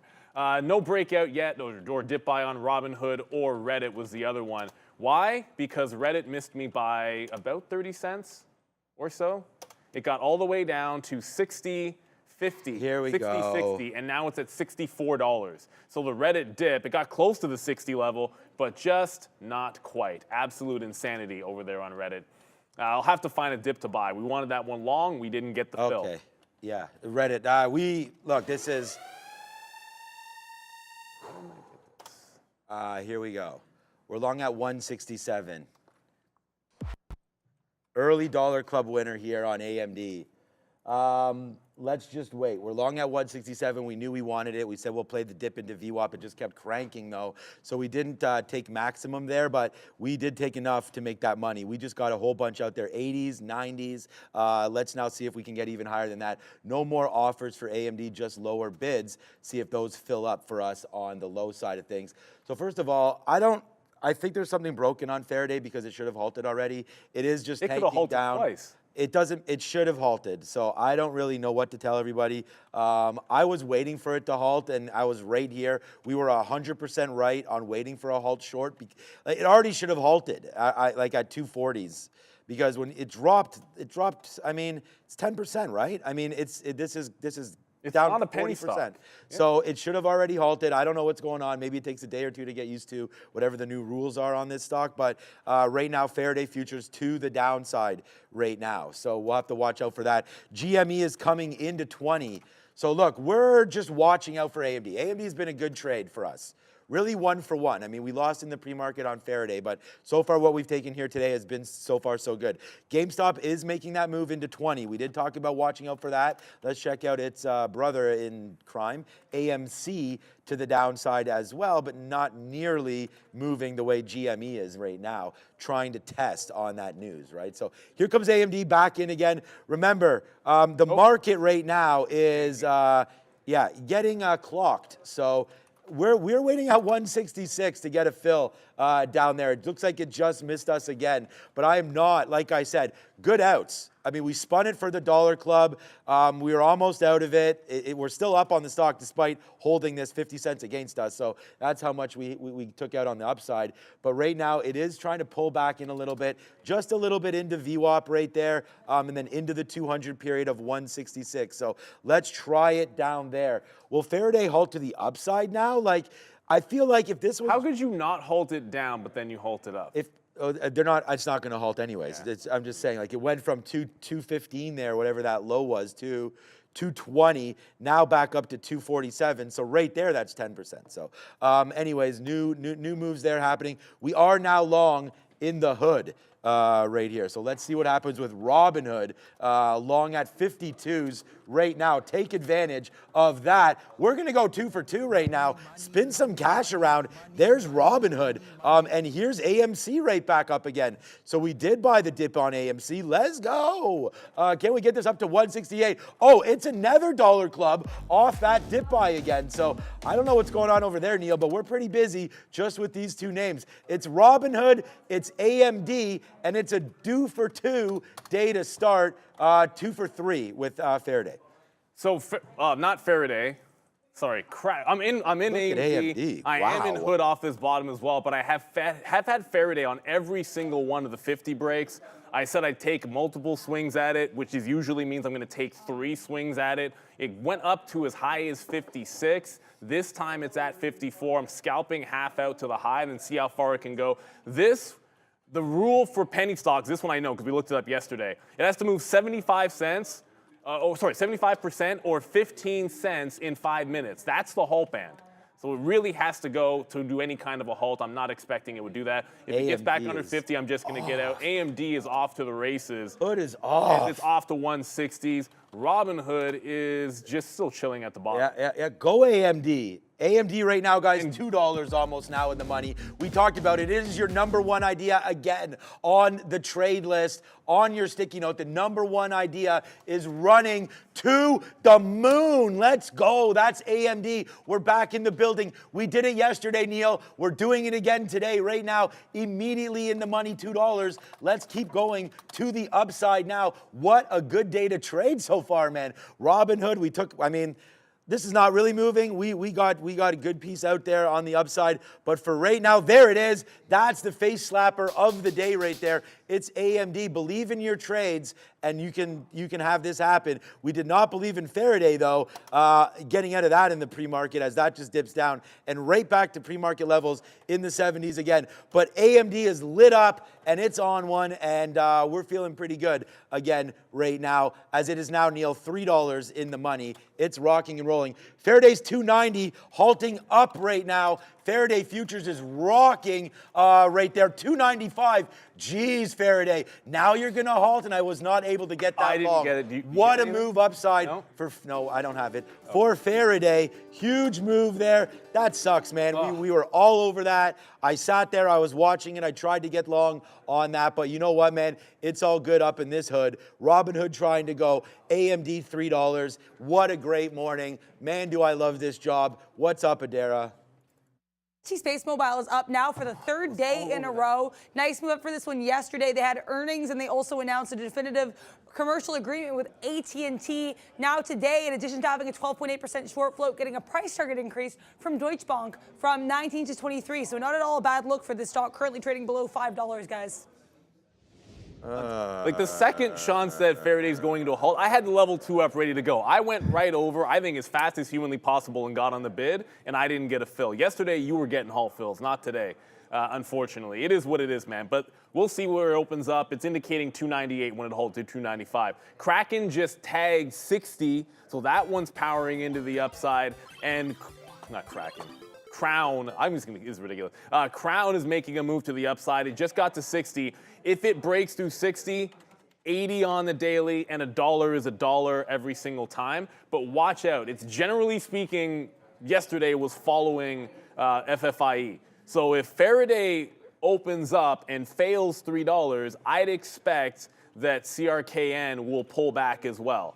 So if it gets under 50 again, I'm stopping out. I've taken 80% out of the position, and now we're just going to hold. Duo is also halted. It's halted twice. Duo halted up, then Duo halted down. It's still at $1.63, so it's right in the opening range. That's absolutely hilarious. It's like it hasn't gone anywhere. GameStop, well, I mean, I thought this would be the day to be more volatility in GameStop. At the open, I would be dead wrong. It hasn't really done much. Pretty much a nothing burger for them. We haven't talked about this name, and I wanted to get quickly over to Tesla. I actually liked a short on Tesla 176. We didn't get to it. It was just yesterday's high. But looks like we're not going to see that today because this is absolutely tanking. I got out of AMD in that melee right in front of the 169. Like it wicked this top, came back in. I'm looking VWAP retrace 168 if it can hold on AMD. All right, we have done really well here on Robinhood again today, man. I mean, we're just going to go 2 for 2 with our ideas. Robinhood, and then honestly, holding Faraday, we had talked about it, just didn't do it. So that was paper-handed, I guess, by me. But we were out in the pre-market, just waiting to trade it in the open market and just didn't get opportunity, so we're a little bit sad about it. But I know you'd gotten out of your Robinhood, but it's still starting to go up to the upside a little bit right now. So let's just be a little patient with it. I still do have more bids here, but so far so good on Robinhood. I mean, not really moving around too much. We've already cashed out. We only have 10% left of AMD. We just got a 169 fill. So I mean, honestly, that's, for me, we're pretty happy with today so far. And then GME got pretty low. It didn't get exactly to our 120 level, but it came pretty close, man. It came to 2060. So, I mean, again, like I said, that's not too far away if you're taking that shot. Like, that was the pre-market bottom. So, holding and making a lot of sense there. FFIE should open up momentarily. What's up, Adara? We have Akanda here. This is a marijuana company based in Europe.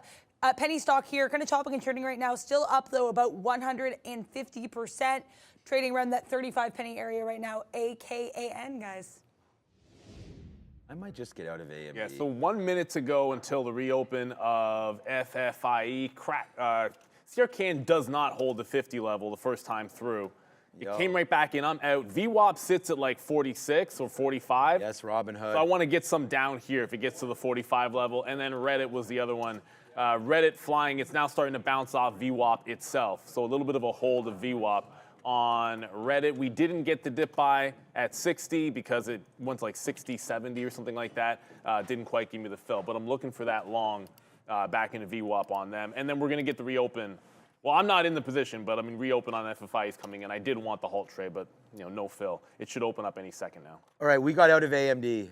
Whether or not that's silly or not, it's a monster move for me, and it's a great P&L. So we will trade that out. The market's trying to get to the downside. I'll just reload it. Let's just get out. It's a small enough position that it won't kill us either way. Robinhood is really money in the bank right now. It just made that huge move to 75, and we took some out.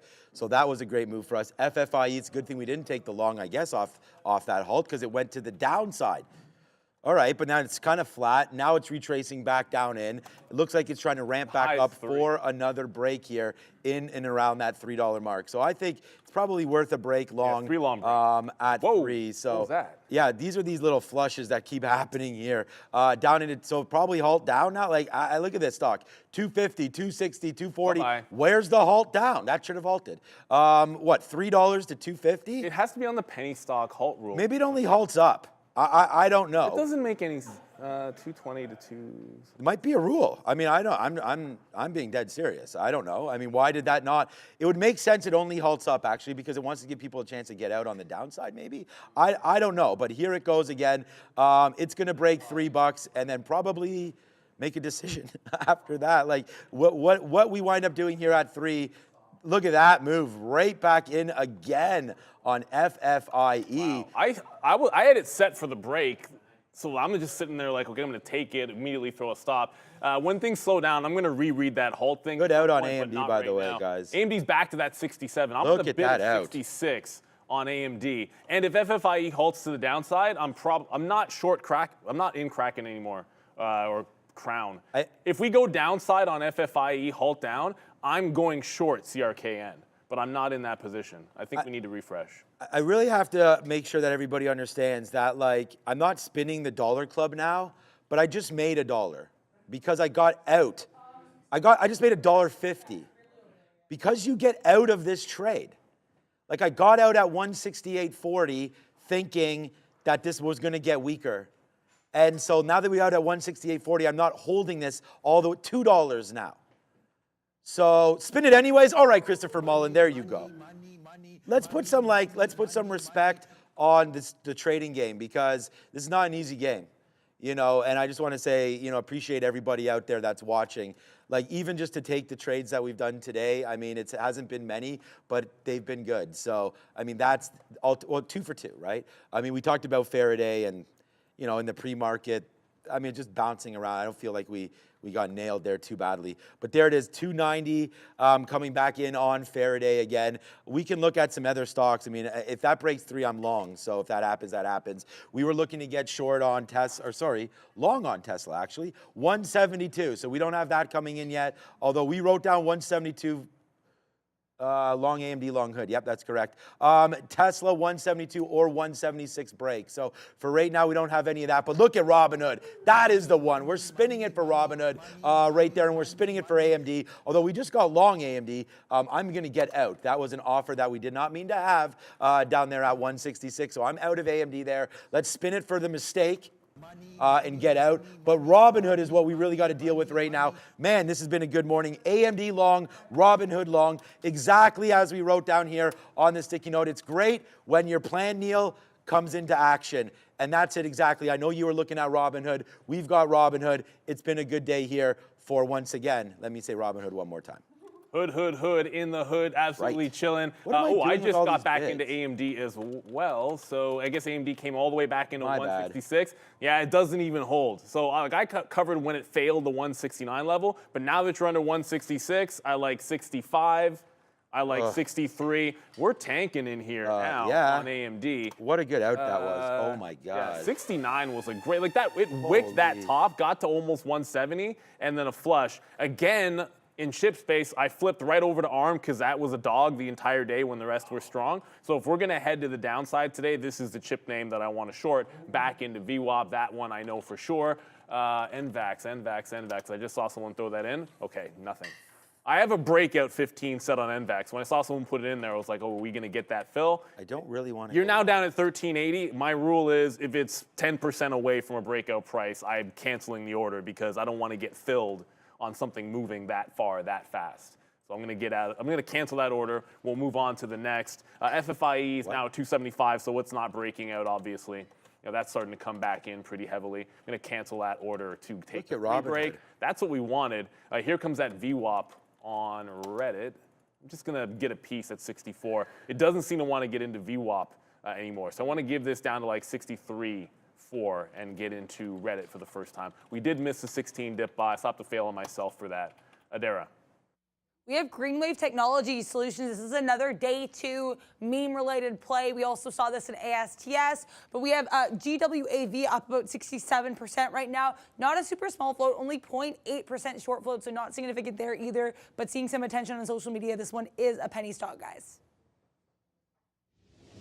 We say this more and more and more. But look at Robinhood. This is 70 cents in the money now off of a real easy long, man. I mean, it didn't even, for me, 1850. We sat there, we took it. We talked about wanting to get these levels. So that was a really good level there. We are also in Who's Ready? Who's Ready? Not Ramin. Apparently nobody else. We're ready for GME. Let's go. There it is, an instant 50-cent winner on GME. Let's go. This is, again, another sticky note level given to you. Let's see what happens here again. We'll take another piece out, and then that's to be the last offer, and then we'll see about going up to the upside right there for GME. It hasn't moved that much, but we'll take a bid right here. Long at 39s. We'll get some out here at 75. There it goes back up to the upside. Man, oh, man, if we can go 4 for 4 or 3 for 3. AMC that's going. Yeah, GME's going perfectly good over here too, man. 35 cents starting to go. What trade you got on AMC over there? It hasn't broken out yet, but the AMC, everyone in the chat's talking about AMC, so I mentioned it's going in tandem. I'm still glued to FFIE because I'm not missing that one if it breaks to the upside, and we want that Reddit trade, do not want to chase. And Thanks, AMD, I'm not getting away from you.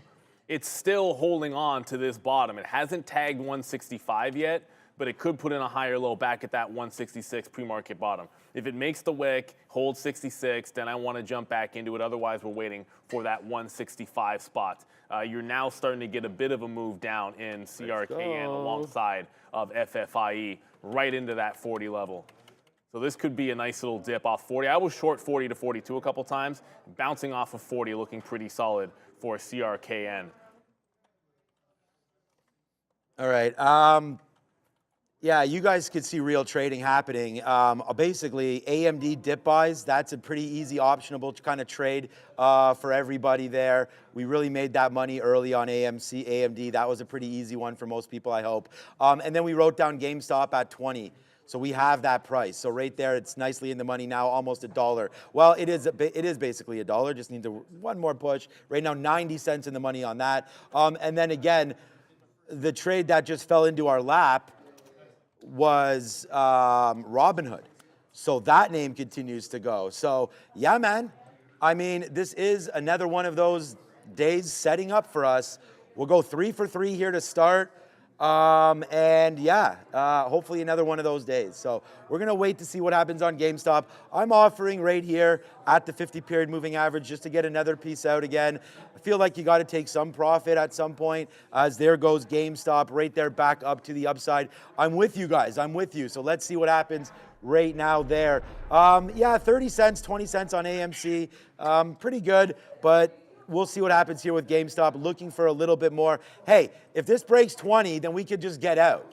Like, we're going to hold this one. If you want to scalp it, if that's part of your game and you're like, oh my God, we're now in the money $1, take it, right? Let's see what happens. Look at this pushback immediately. Faraday not doing anything really right now. But it's FFIE, GameStop. It's holding nice. Yeah, it's holding real nice. And then there's Robinhood.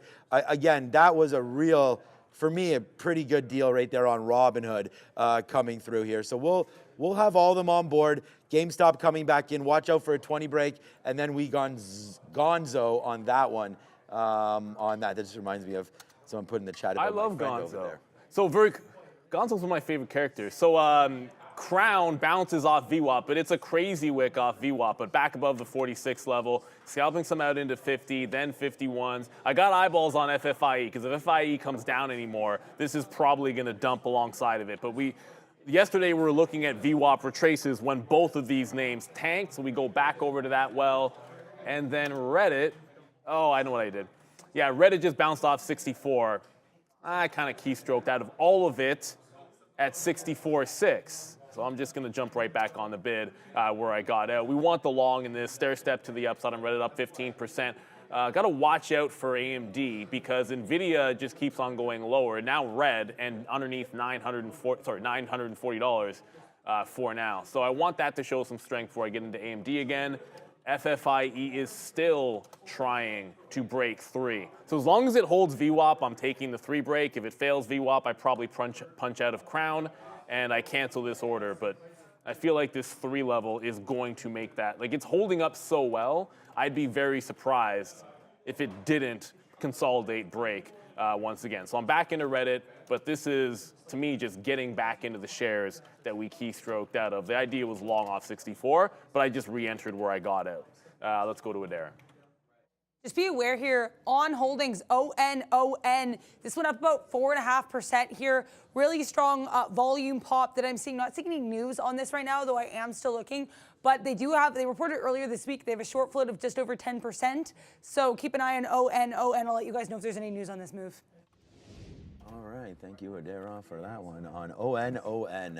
All right, I'm going to give Intel a little bit of room, but not a whole heck of a lot. I do want to short it here. So we are starting to short. So our first short position on the day right now is going to be on Intel, down 0.48. You know, want to try to get it short. We'll see if it works out for us or not. But right now, Intel short, just against VWAP. I mean, VWAP's right there at 31.95. We'll take a little bit, or whatever, 31.94. We'll take a little bit more right there, and then we'll see what happens up here at the 200 period. So yeah, I mean, this could blow up. I mean, I don't know, maybe the market's finally dipping down and trying to catch that bid. We've seen it be so resilient over many, many months, it seems like now, for the NASDAQ as it just keeps on making those moves. We are reloaded up, I guess, on GameStop. So here we go. We're long at 35 again. Trying to go this, again, we break through 20. It's going to slam down, and we're going to get out. And I don't think the slippage should be too bad on a $20 name. So we just have a market order to get us out. A little bit lower, not just on the initial break, couple dimes lower than that, and we'll get out to see if that does work. But right now, GameStop reloaded position down here. Our only outs were at 75, and we had 2 of them up there. So here we go. Let's see if we can get going again on this one. Intel just went in for the money a little bit. Robinhood, a big trade today, man. Upside for Robinhood. Feeling like getting some out now, though, or maybe just clearing the position, as I am bias short right now, as you can tell, as we just loaded up Intel. But GameStop is a different story. Come on, GameStop, let's go. Maybe we can get back into the 70s. We're trying to take another out in that range, and then we'll see what happens after that. So let's go GameStop. A little bit of a move upside here now. Let's take some more money out on this name. We may be a little bit of a robot, but hopefully a successful one. So go GameStop. Get us out there in the 60s and 70s. It's your birthday. Yeah, which it might not be its birthday yet, but let's go GameStop. It is your birthday. Party like we are going to party. I like the Intel but short. If it doesn't break. No, I like the Intel short because I'm looking at those chips. They're all getting shellacked. Yeah. AMD's up 1.8%, but they're all trend down right now. Nasty. I went over to look at ARM. I looked at the stock. I brought it up, and it went down like $2. That stock's absolutely tanking. Reddit's holding on to VWAP, so that's where I've been, like Reddit, VWAP.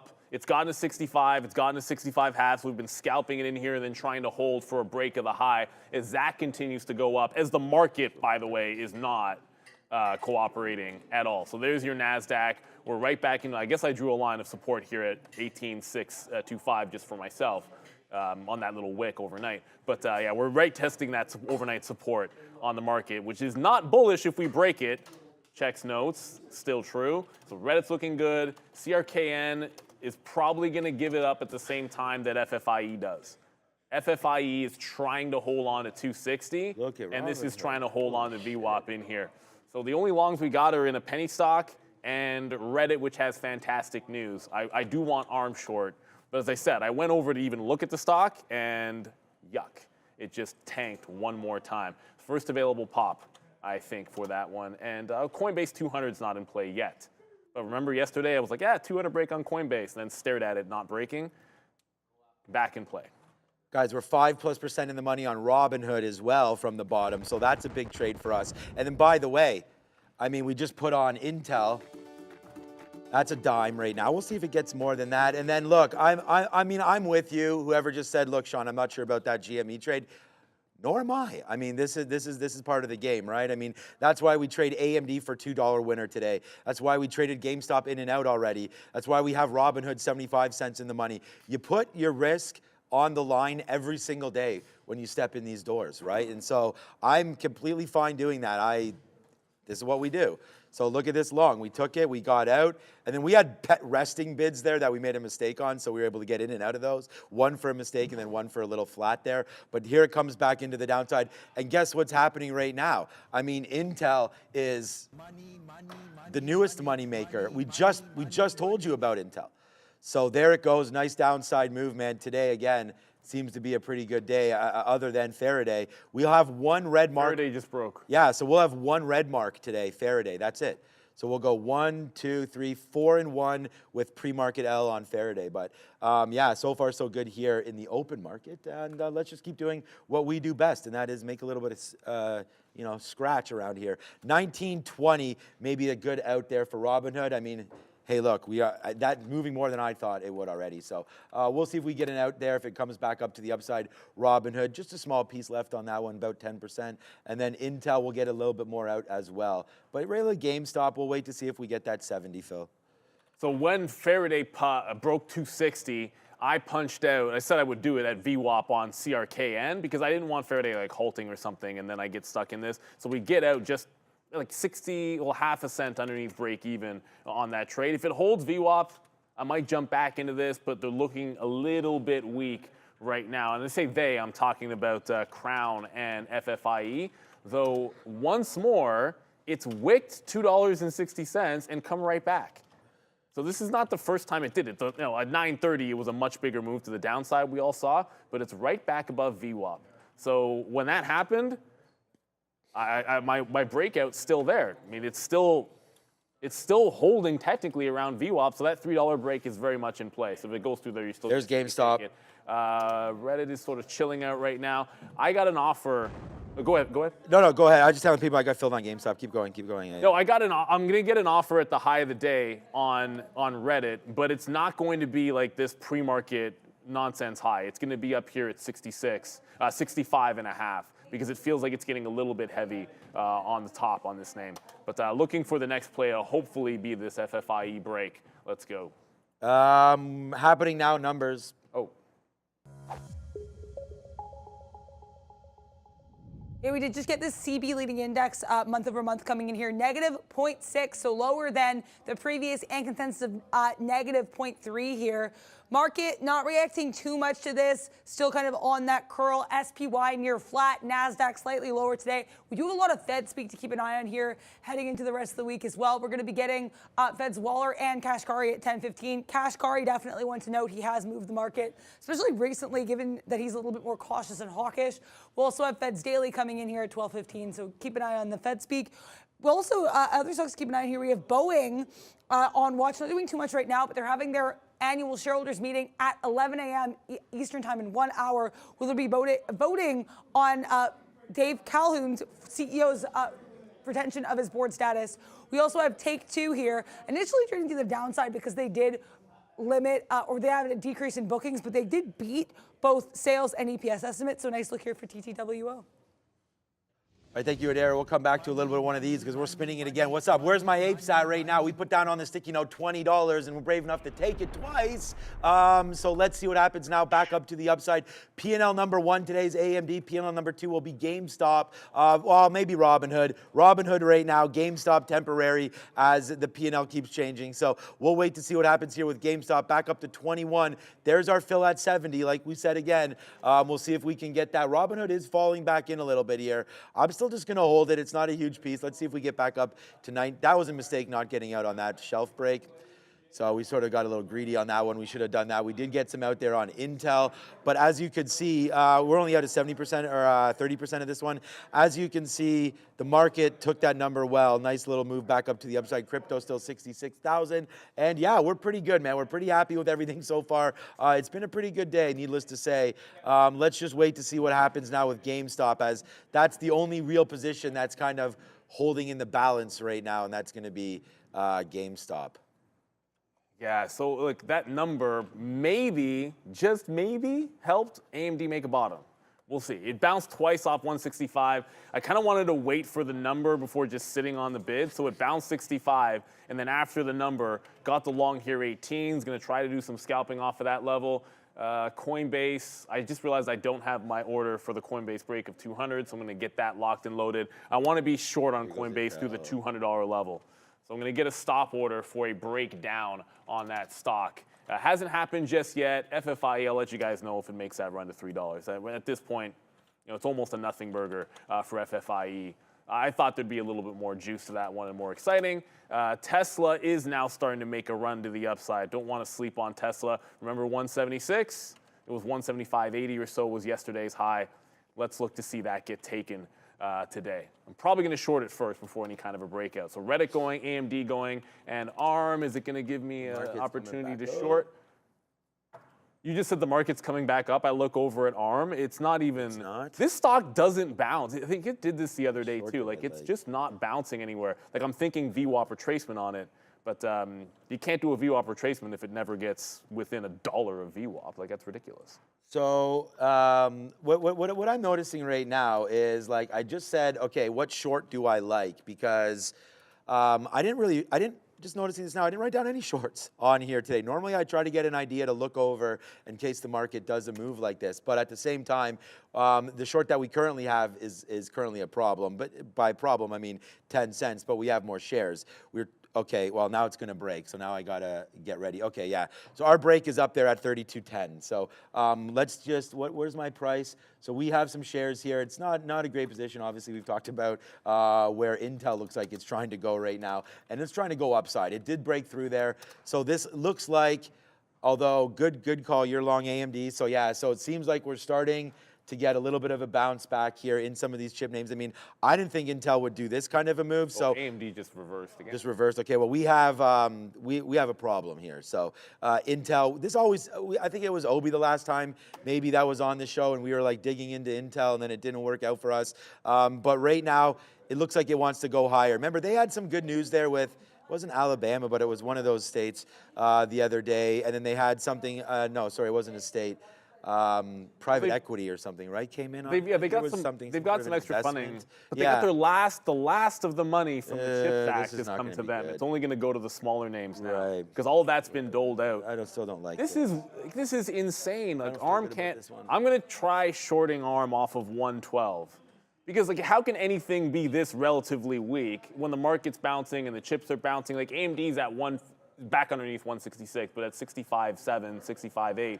And this can't even go 50 to 60 cents up. So I'm going to get on the offer to this local high. Short the available pop, not the one that you're hoping for. So that'll be 112. I just want to get a stop order out there. 112, like 20s, and then we're good to go. FFIE starting to bounce. We talked about Tesla already for everybody. Palantir apparently is also. Yeah, Palantir is trying to go pretty hard here at people. Yet? It's already through 22. Yeah, Palantir is like, hello. Nice move to the upside there for PLTR, continuing to go up 22.15, 22.05. I mean, good move. Obviously, I mean, I don't want to say obviously there's not a story, but I didn't hear any stories so far. But it is a nice move up there for PLTR. It's going, so watch out for it. We had it written down yesterday, 21.50 or something like that, 21.30. We've been buying that dip, but for right now, Palantir continues to go to the upside. Thank you so much, Rob, for that one as well. Wow. Okay, here goes GameStop right now, trying to break through 21. So I don't know, maybe we take another piece out right now. It's a good stock. I mean, we're waiting for this to get going here. Hopefully it does. Let's see if GameStop can break higher. I'm not, like, Faraday's got people's attention, obviously, at 200 million. It's about to break. Yeah, I see where Faraday is right now. I've actually canceled my $3 bid right now, breaking through that. AMC 470, not much. Yeah, it might be great. Not much happening on AMC. So, okay, here we go. So there's GameStop breaking through 21. This is going to be a good trade, hopefully, for us, but still not over yet. We're at 21.60s upside for GameStop. Let's see if that goes. Intel does make a move back in a little bit here. AMD's breaking lower. Okay, I'm not. I'm overexposed. just lost 165. I'm out of AMD, and I'm still chasing ARM short, and it looks like a 111 break now on ARM. As the chips are starting, like NVIDIA is at the low of the day right now. The chips are going to the downside. Here comes FFIE. I just want to make sure. Okay, I got my order set. I'm good to go there. First available pop, as I said, on ARM is what I want, and the just broke 111.14. So I guess I'm trying to short back into like the half on ARM. It's going to have to be that or nothing. And then Coinbase is at 200 as well. So Coinbase very close to that $200 level. And I just realized, I swore I threw my stop order in there to go short, and now I don't see it. Probably accidentally can't. You know what? ARM? No, I know what happened. Shit, like, why am I short Intel when everything else is tanking? Like, again, all I'm doing is choosing the wrong names again, and I'm starting to get frustrated with it. Like, if I had just shorted AMD when I started shorting Intel, I mean, look what would have happened. We'd now be $2 in the money, and instead, I can't even get Intel to go anywhere. Look, it just failed off 21.20. We're going to try to get some out at 21.20 if we're able to do that on GME. But for right now, I'm really upset about Intel, honestly. Like, this name should fall. So let's see. We just took some out at 98, basically out 10%. I'm just not happy with it. Let's see if it goes. We're short right here at 97. Maybe we'll take out a little bit more now. It's not going. So I'll take out another 10% here at 98 again. And then just hold. I mean, hopefully, I'm on a gateway that pays me, so it has to break it. Oh, it man, doesn't break. come on, GME. That's just, I'm honestly, because of this, look at this. Look at AMD continuously going. Come on, Intel. All right, Adara, let's go. I can't stand this anymore. What's up? JD having a nice move to the upside. Not only is this a day two earnings move, but they also got quite a few positive analyst notes. Upgrade from Macquarie. We also had price target increases from the likes of Morgan Stanley, Barclays. So nice move up here for JD, getting a nice little pop in volume in that last 3-minute candle, guys. Good look for them. I just saw Reddit just came out. So Reddit gives up VWAP. I mean, everything is looking downside all of a sudden. So Almost Reddit everything, almost everything. I mean, look at things that might follow the market. Not Intel for some reason. Come on, Sean. Well, yeah, so it scalped at 65. I said I was going to get out here if it made another press into 65.50. You can see that it did not do that. We're out underneath VWAP. I guess, I mean, Coinbase barely broke, but it did break, so I'm short at 98, which if you're short at 98 on Coinbase, that tells you it barely went. So it barely got underneath, and I think the low print was 80s. I'm not going to give this a lot of room because the momentum usually should have this work right away. I'm going to get out here at 50, and I'll join the short at like VWAP or something again, because that's all the way at like 203. FFIE is still doing absolutely nothing. It is ridiculous. It's at 280, I'll let you guys know, but I just wanted to track that Coinbase. Usually you give it more room, but when it went through, to get a 98 fill, that means the bid was there instantly on the $200 break, which I'm not a huge fan of. So we're out of that. I'm still not in ARM, as it's, okay, here's an actual green candle on ARM, so this could be the next available pop to at least attempt a short trade on this name. It gets down 3%, and there's been 3 green candles, and neither one of them is more than like 30 or 40 cents. All right, I'm just gonna say salutes to everybody that had Robinhood with me because Robinhood was a sticky note name. It just came right back up to the upside. It's a banger. It's a money trade. So we're gonna do that right now. Look at Robinhood. I mean, what else? What else today? It does exactly what we thought it would. Coming back in, we sit there at 1850. We didn't get our full position, but we got enough of it. So that was a good one there. As we're just gonna watch out to see what happens right now with. Basically Intel, that would be it. Oh, and by the way, Ape's got to eat too. So right there, we did take another piece out on GameStop. Bang, right now. Now more than $1 in the money off of our posted sticky note level. So again, good day so far here. GameStop, not only did we like it, we liked it twice. There, look at these reloads there on GameStop. I mean, let's go. We got to take a piece out there at the 50 period at that 21.20. We talked about that, but there it goes now back up to the upside. It's GameStop. You can see the stats at the bottom.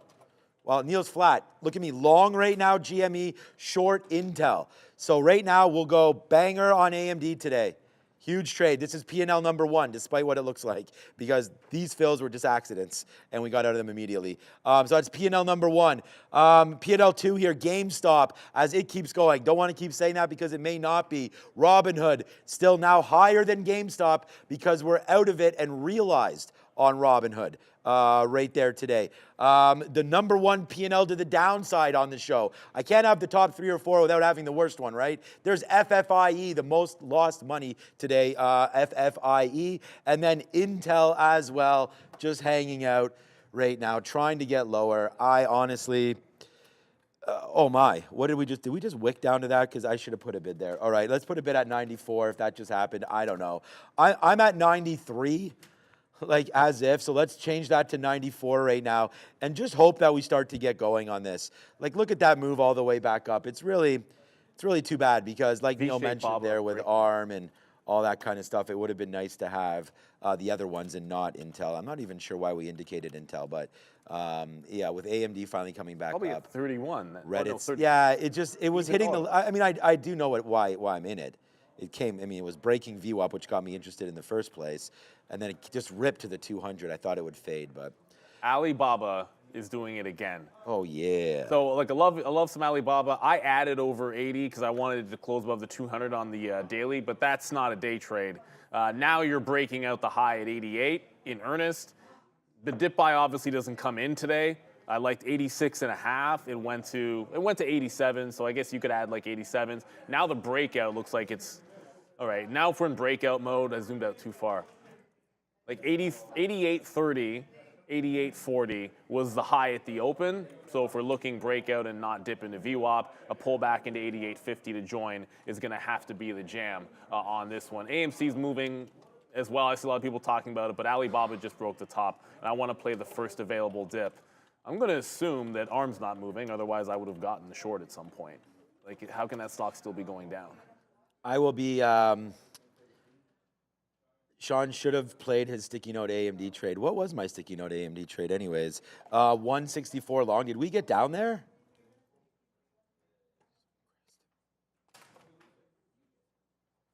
Yeah. AMD gets right to 164. Wow. And I'm sitting here wondering what the heck is going on with Intel, and I just stare right in the face my #1 trade idea, not even paying attention to it. So this is the thing. Look, I love doing the show, but like, I mean, it's just we should be more focused on what trades we actually have listed down there, and not some random ones that we got into it. Look, it's a net positive day, so everything is fine despite us being in the hole early. I just told you FFIE is the most read name, and we're still up. So I mean, it's been a good day for us so far. It's just. Man, why'd you have to bring that up, my guy? Who did that? You got to see them, I'm just though. going to ban them what right it now. is. No, I should have put my bid. I mean, it is what it is, but it isn't what it is because that's my trade. So FSRN right there. It's just like Robinhood. That's my trade. I put it on. I forgot to put that bid down there. I canceled all my bids when it was tanking. FSRN, again, on pink sheets right there. Look at that. We're almost back into the money right now. I'll probably just get out. I mean, I don't know. Some of these names just continue to go, man. 41 million shares, FSRN. I wouldn't trade this because it's 10 cents, and I don't really do that. But Fisker, remember I was just joking. I put $300 at 13 cents just for fun. I mean, it's almost back, so maybe I'm only down like 30 bucks now right now. So nice move back, maybe a little more. Nice move back to the upside there for Fisker. Just bring it to everybody's attention. The other trade that we wrote down was 172 long on Tesla. We still have that bid down there, so 172.25 there for Tesla. Good outs for us, maybe on GME, but you know, we have half now left, so half of our GME position left, and yeah. Pretty good day.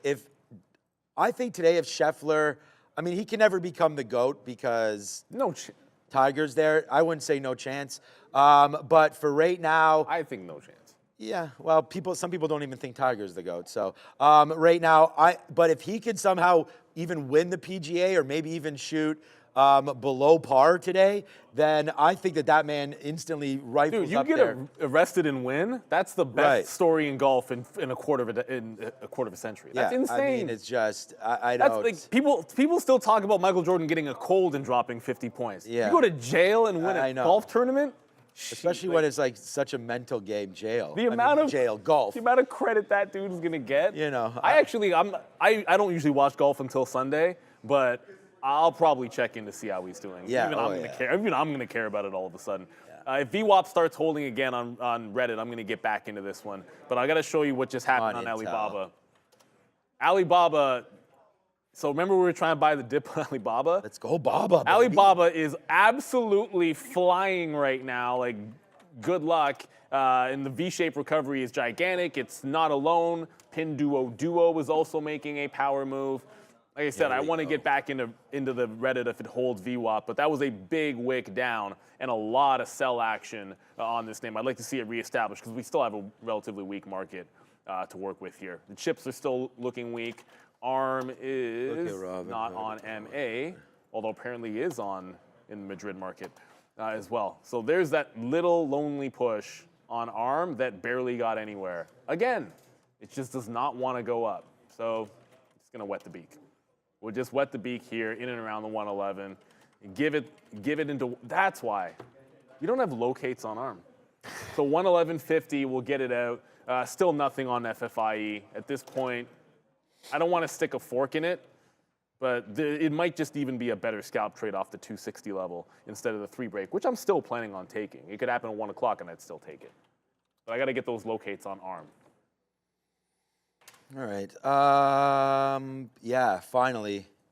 I mean, I take it back, Intel, temporarily, and I'll tell you why. So the thing about Intel is I probably have 3 times the shares that I would have had on AMD.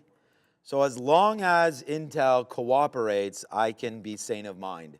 Because this just has to pull down just a little bit more, like into these mid 80s, and then all of a sudden, me choosing Intel instead isn't going to look as bad.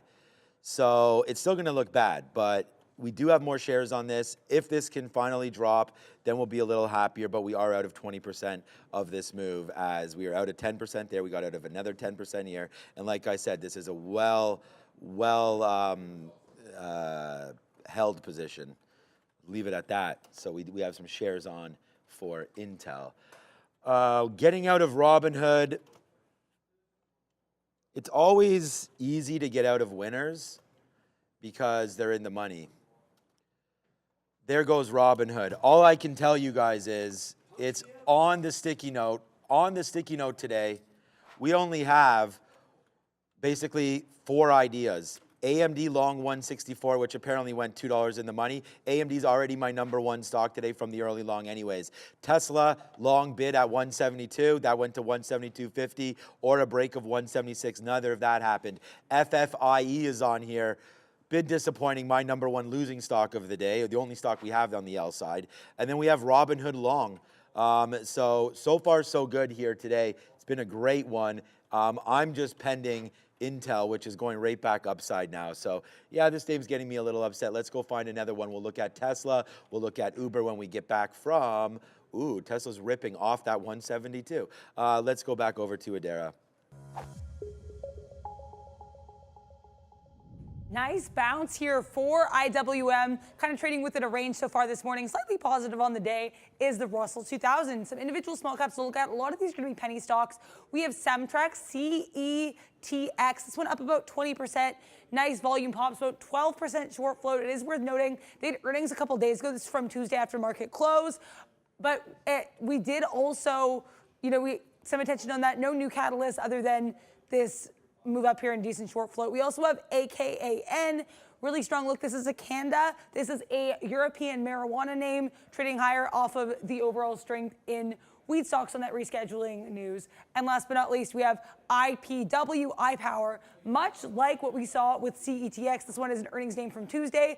No new catalyst or news on this, but continuing to the upside, IPW, guys. So is Alibaba. Obviously, everyone can see that. It's going to make a 90 break at this point. every time it checks up, I try to bid it, and then it just goes and goes and goes. Like, I just got more of this thing. I think I got like 81 change or something like that. But it's absolutely flying. All of them are going. Look at Robin. Big move up now for them. And NVDA just got off the bottom, and AMD just held 165 again.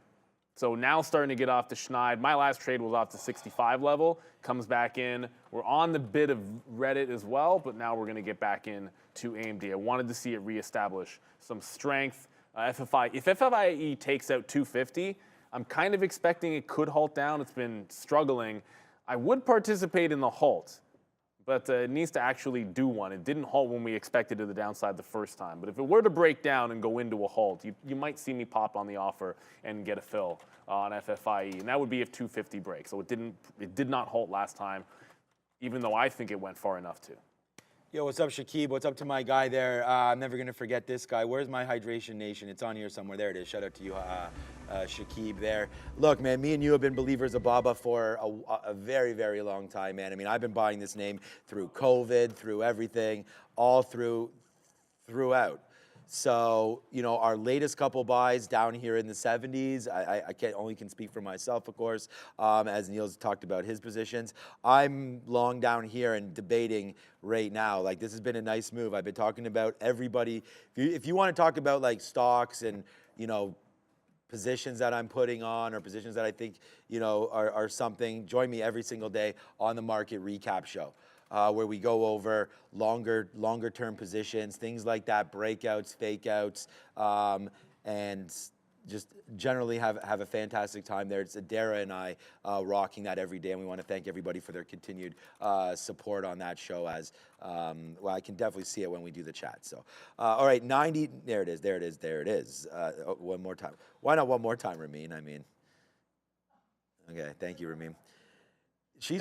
I'm going to learn how to make animations, and I'm going to somehow put it on my own thing here, and it's going to be a Ramin animation.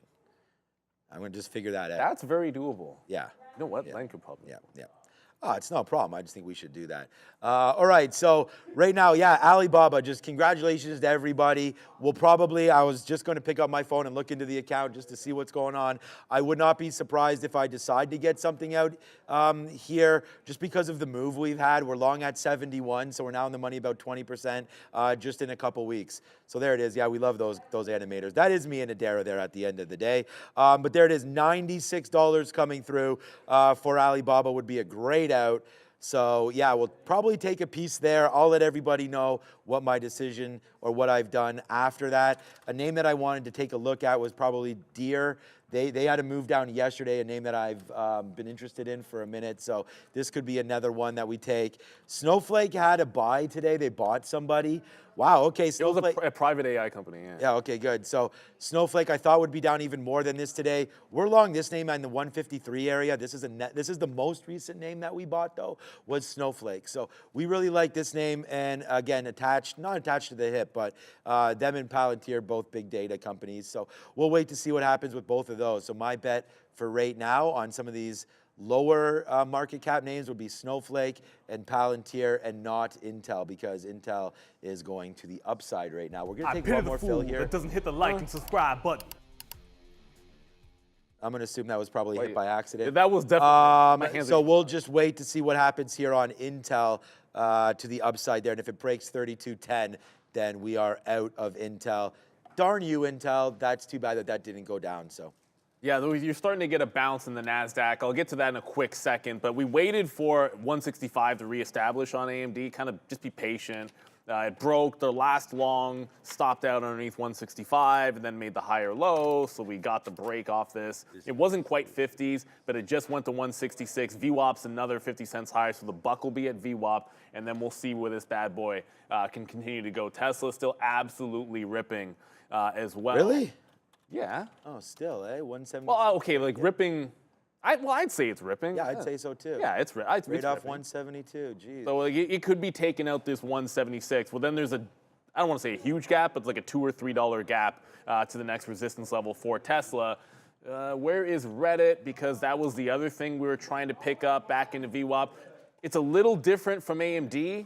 And then at AMD, I wanted to see it reestablish 165. I wanted Reddit to reestablish VWAP, which it did. So I'm looking for the longs again off 164, and then we can go higher.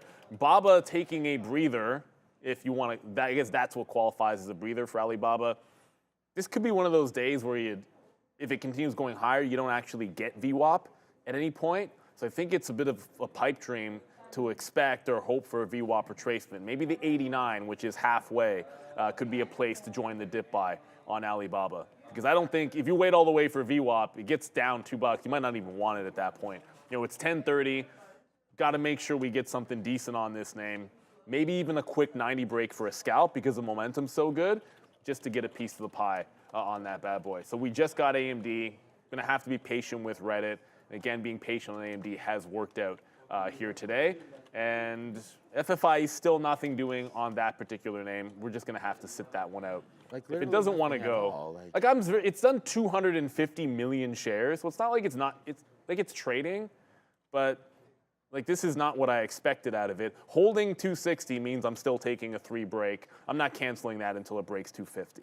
As long as it's in the pocket, I'll leave it in. I'm still trying to short on ARM, and even then, this stock just hangs off the bottom. That was just 20 handles on the futures up and 30 cents on ARM to the upside. The stock is, for whatever reason, very heavy.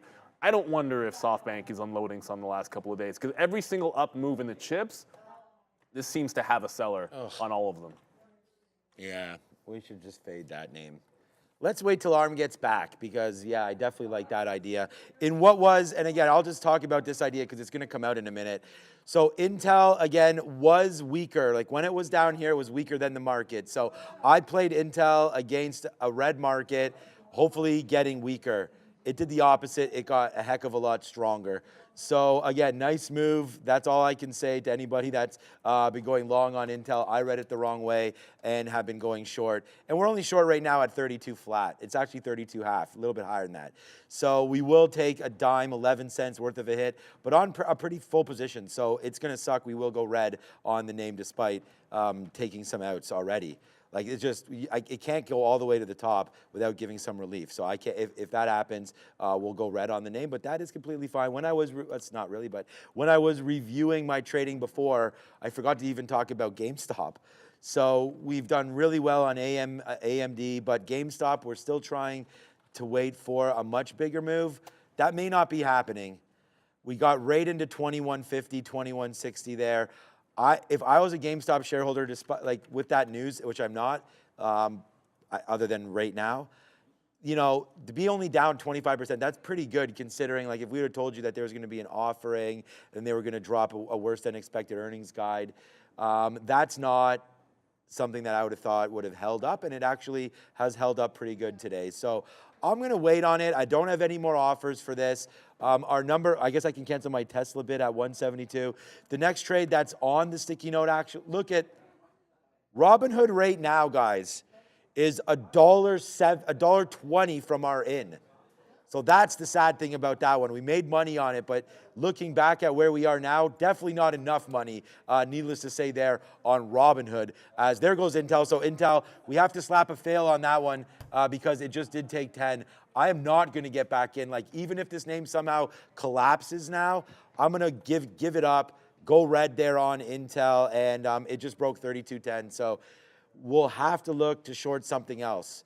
Not Intel. It's actually now it's stronger than the market. So that always happens to me on Intel. There's got to be something. There might be something going on with them. Tesla is 170. NVIDIA just bounced and got up to previous resistance. AMD's putting in a lower high. Oh, I just got ARM, so maybe even ARM's going up now. So AMD just got to VWAP. If it holds VWAP, great. I'll look for 168. If it doesn't, I'm jumping out because this is a downtrend since the open. At the end of the day, like it fails a breakout and it's a downward trend. So you got to hold on to VWAP in this particular case. And if it doesn't, then we're just going to get out. And I bet you at that point, ARM short will have worked.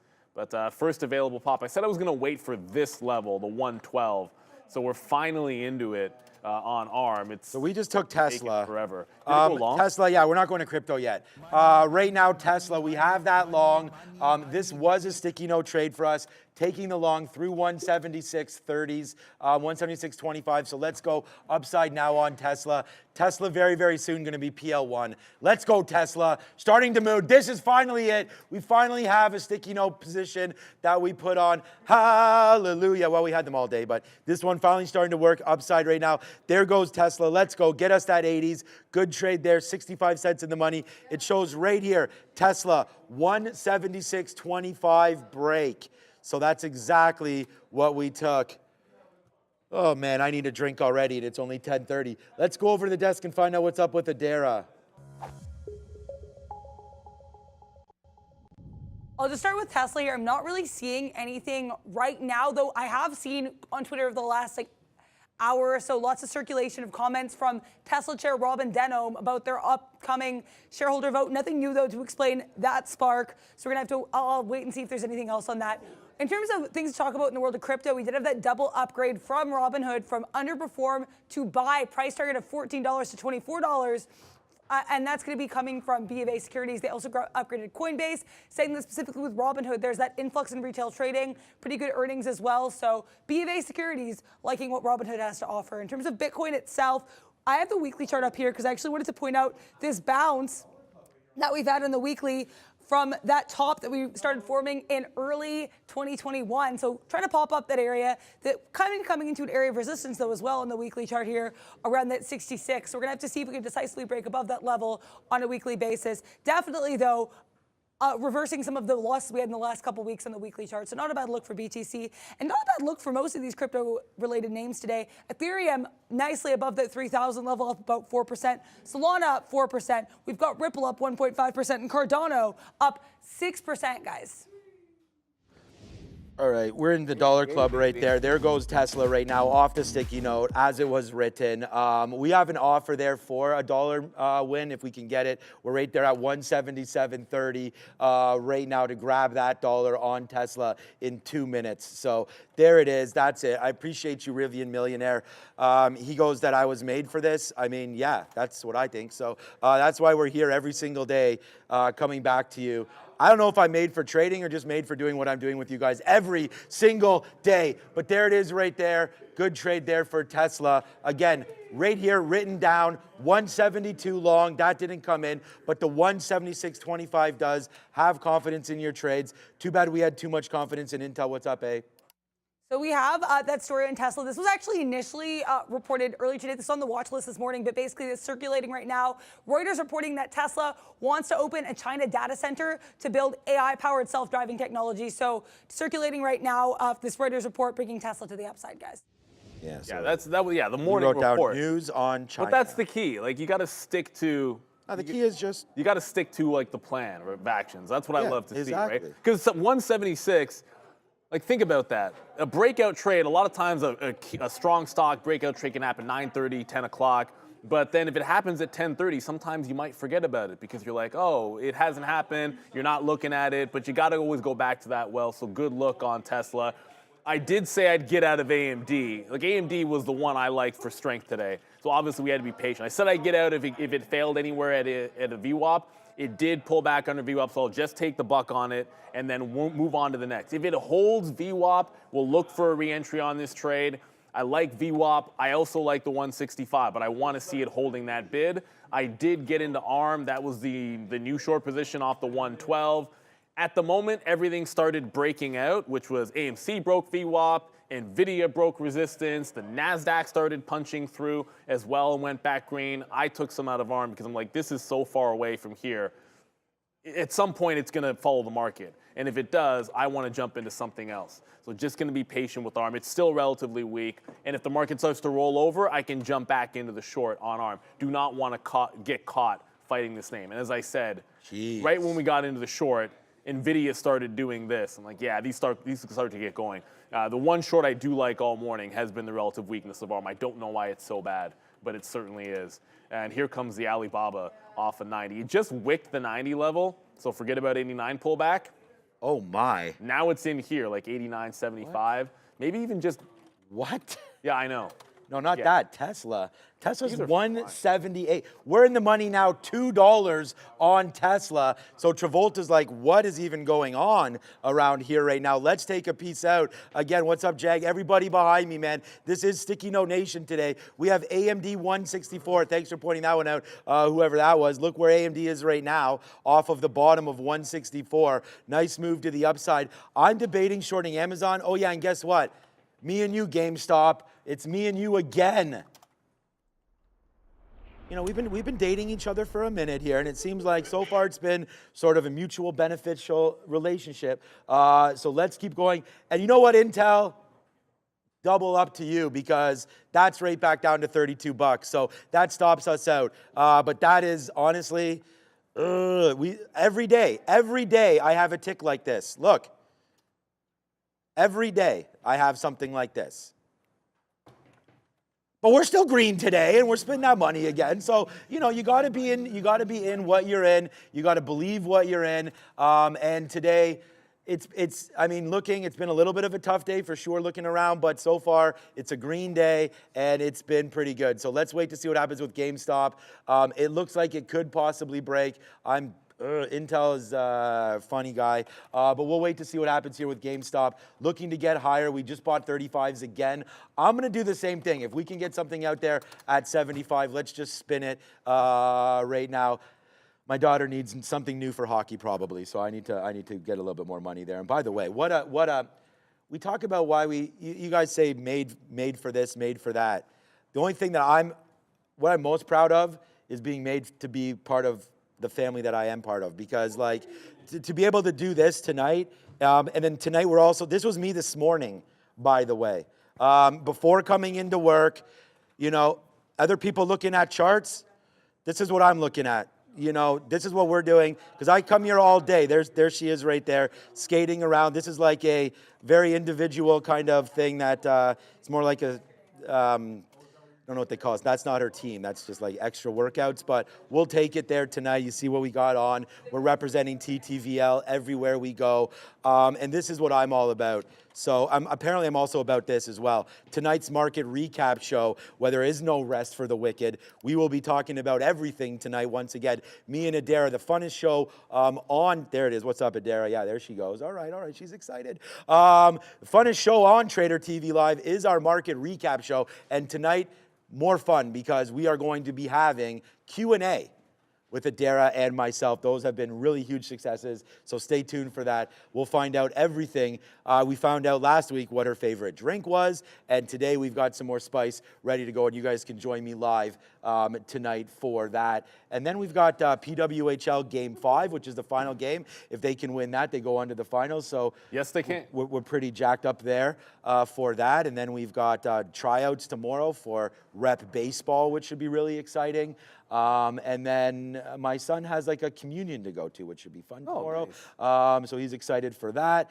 And the end of the story, that's that. GameStop trying to go, Tesla trying to go. Man, this has been such a good day. Neil, anything before we go to Sector Watch? If you can't beat them, join them. Well, not that I tried to short Alibaba, but at the end of the day, 90 eventually went on Alibaba. So I'm like, whatever. If the dip buy is not happening, just go long over 90. So Alibaba up 4%. Yes. It got to 90.40. If it gets to 91, we'll take a leg out. Well, actually, we'll get out 94 if it gets there. If you see, like, on the daily chart, there's not a heck of a lot. There's 91 in here. And that's the last level is right in there. And that goes back to, like, September 11th, 2023. So that's last level of resistance until you get to $94 on Alibaba. Go Baba. Sometimes you got to buy high, sell higher. Let's go, Adara. Market slightly positively on the day, and I would say that the sector watch and this sector stock heat map is pretty much reflecting that.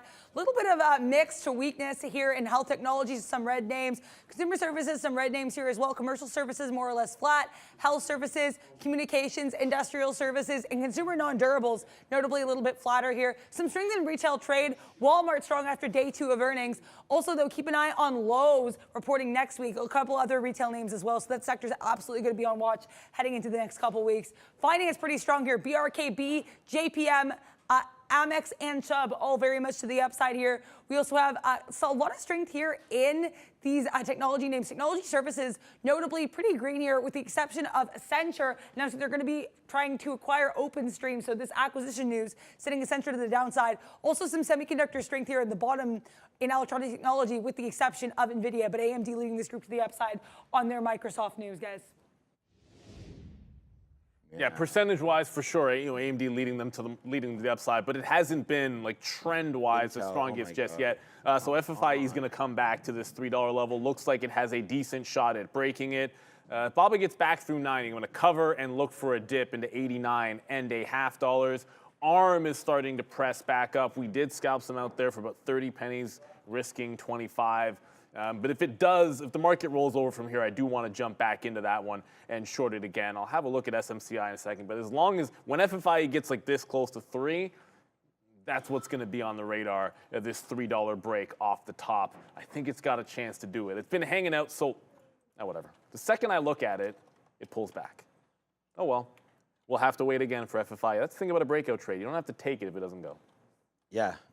I mean, the only breakout trade so far today has been that Tesla one. And again, we had talked about that for me anyways, and it was a good one. We're able to take a little bit of cash, obviously, as we continue to talk about it. On that, look at Intel. Intel, like I said, can go directly into the gates of hell and enjoy your fruit salad as well while that's happening. But there it is right there. Get into those gates, my guy, because that was yuck for me on that one, because now we'd be in the money. We were short 30. Remember, we were short 32.00 half. with a increased position. So not super happy about the outcome there with my friend, not no more, Intel. But really, really happy with what we've been able to do, obviously, on Tesla, as that just continues to go higher. Look at that at 178. So we got that 178 out. We now only have 10% left of this trade, and again, a pretty good one to look at. So that was really good. Robinhood is going to make me throw up. Because again, that's $1 in the money, and we did not take anywhere near $1 on that. We got the 200, we got VWAP, we got 50, we got 1920s on the way back up off of an 1850 long. So very, very hard to complain about that. GameStop is trying to go for us. So that would be really nice if that could get going. Stop looking at Intel and I'll feel better about it. We destroyed Nike, not destroyed. We got 20 or 30 pennies at the end of the day yesterday on Nike. So a quick little look here. Barcode. I like this name for the long. We've sort of talked about that, but at the same time, it needs to get going. Lulu's not going anywhere. We didn't get a great number yesterday, as many of you know, from Under Armour. So it hasn't been a great run for a lot of these names. But, heading into Olympics and all that kind of stuff, I do feel like, although they hand out 300,000 condoms in the Olympic Village, I'm sure there'll be people running around with some Nike shoes on as well. So we're going to wait to see if there's any things like that going on with NKE. So that's the stories that come. That's a play.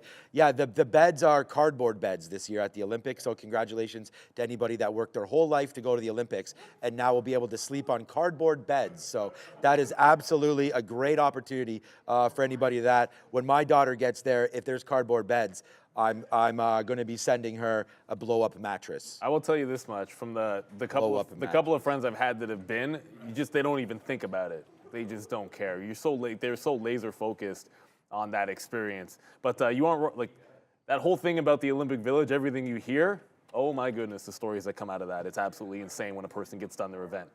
Is what it is, and I think it will be a decent headwind for Nike. Like they're going to be plastered all over the place for the entire world to see. Like all of the track and field stuff is Nike. That's it. Oh man. I'm now out of ARM. I told you guys eventually this market could drag this stock up.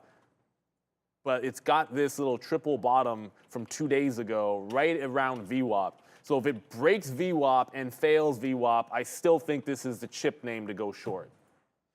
That's the one. Like it's down 1.6% for reasons unknown when everything else in the chip land is looking pretty strong. But we just got to be patient. The market's in an upswing, so if we're going to short this name, we got to look for it to come back into the downside. Legendary lore, SBucks News, Starbucks. I haven't heard anything. I should realize I haven't heard anything in a while out of my ear. Up 1%. I mean, it could just be a little bit of a relief rally for Starbucks. Again, I haven't heard anything. Ooh, this isn't all that bad. A little lower, higher low here for SBucks. Yeah, like I said, no real news that I'm aware of. Nowhere near that top at 77 for breakout of the highs. I wanted to double check back on Palantir if it's regained 22. It's trying to. Like it failed to break out the first time. But if this gets back above there and can go a second time, Palantir's got a bit of a gap to be filled. Just like to see it hold above the $22 level. Till that happens, we'll back away from that. I'm going to get short again in ARM. It's just a matter of when and where. And then AMD, which for me, that was the idea I liked the most, and it's probably the one that I traded the most. It's now holding VWAP, so we'll look for the entry back off of VWAP, give it to like 166. 40 if we get back down into VWAP on advanced micro devices. Just got to be patient with it. It's going to give you the entries, but on the way down, tricky. On the way back up, you can find those consolidations and a little bit better. If you have a key level, sometimes it's easier momentum off of the level instead of into it. All right. FFIE is trying to go. It's about to break. It's at 90 right now, 95. What time is it? 10:47. Okay, so yeah, thank you thank you so much for all the love on the chat. Like honestly, means a lot for sure. I come in here every day to do this, so I mean it is nice to know that we have a lot of viewers that support us doing this. So that means a lot to us for sure. All right, so yeah, here we go. FFIE starting to go here. I mean a break of 3. I almost feel silly not to take it a little bit. I don't want to take that much of it as I would have in the past, but we've already traded thousands of shares of this today. So would be foolish maybe not to hit it with something like that. Let's just wait to see what happens here on FFIE. Probably a fade off 3. I mean, it's been, not just because it's doing that now, like here it goes right back to 94. It's just we've already been up here 3 times, basically. And then all throughout the pre-market, we couldn't break 80 right now on no, let's zoom back out a little bit more. There it is.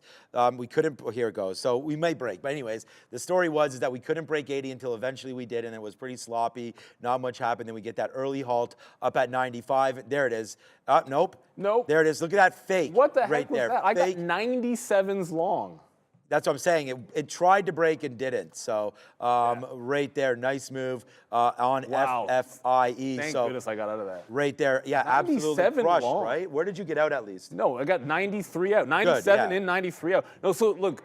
Good. The way that mechanically, the only reason I get out of that trade is like I have a stop order set to go long.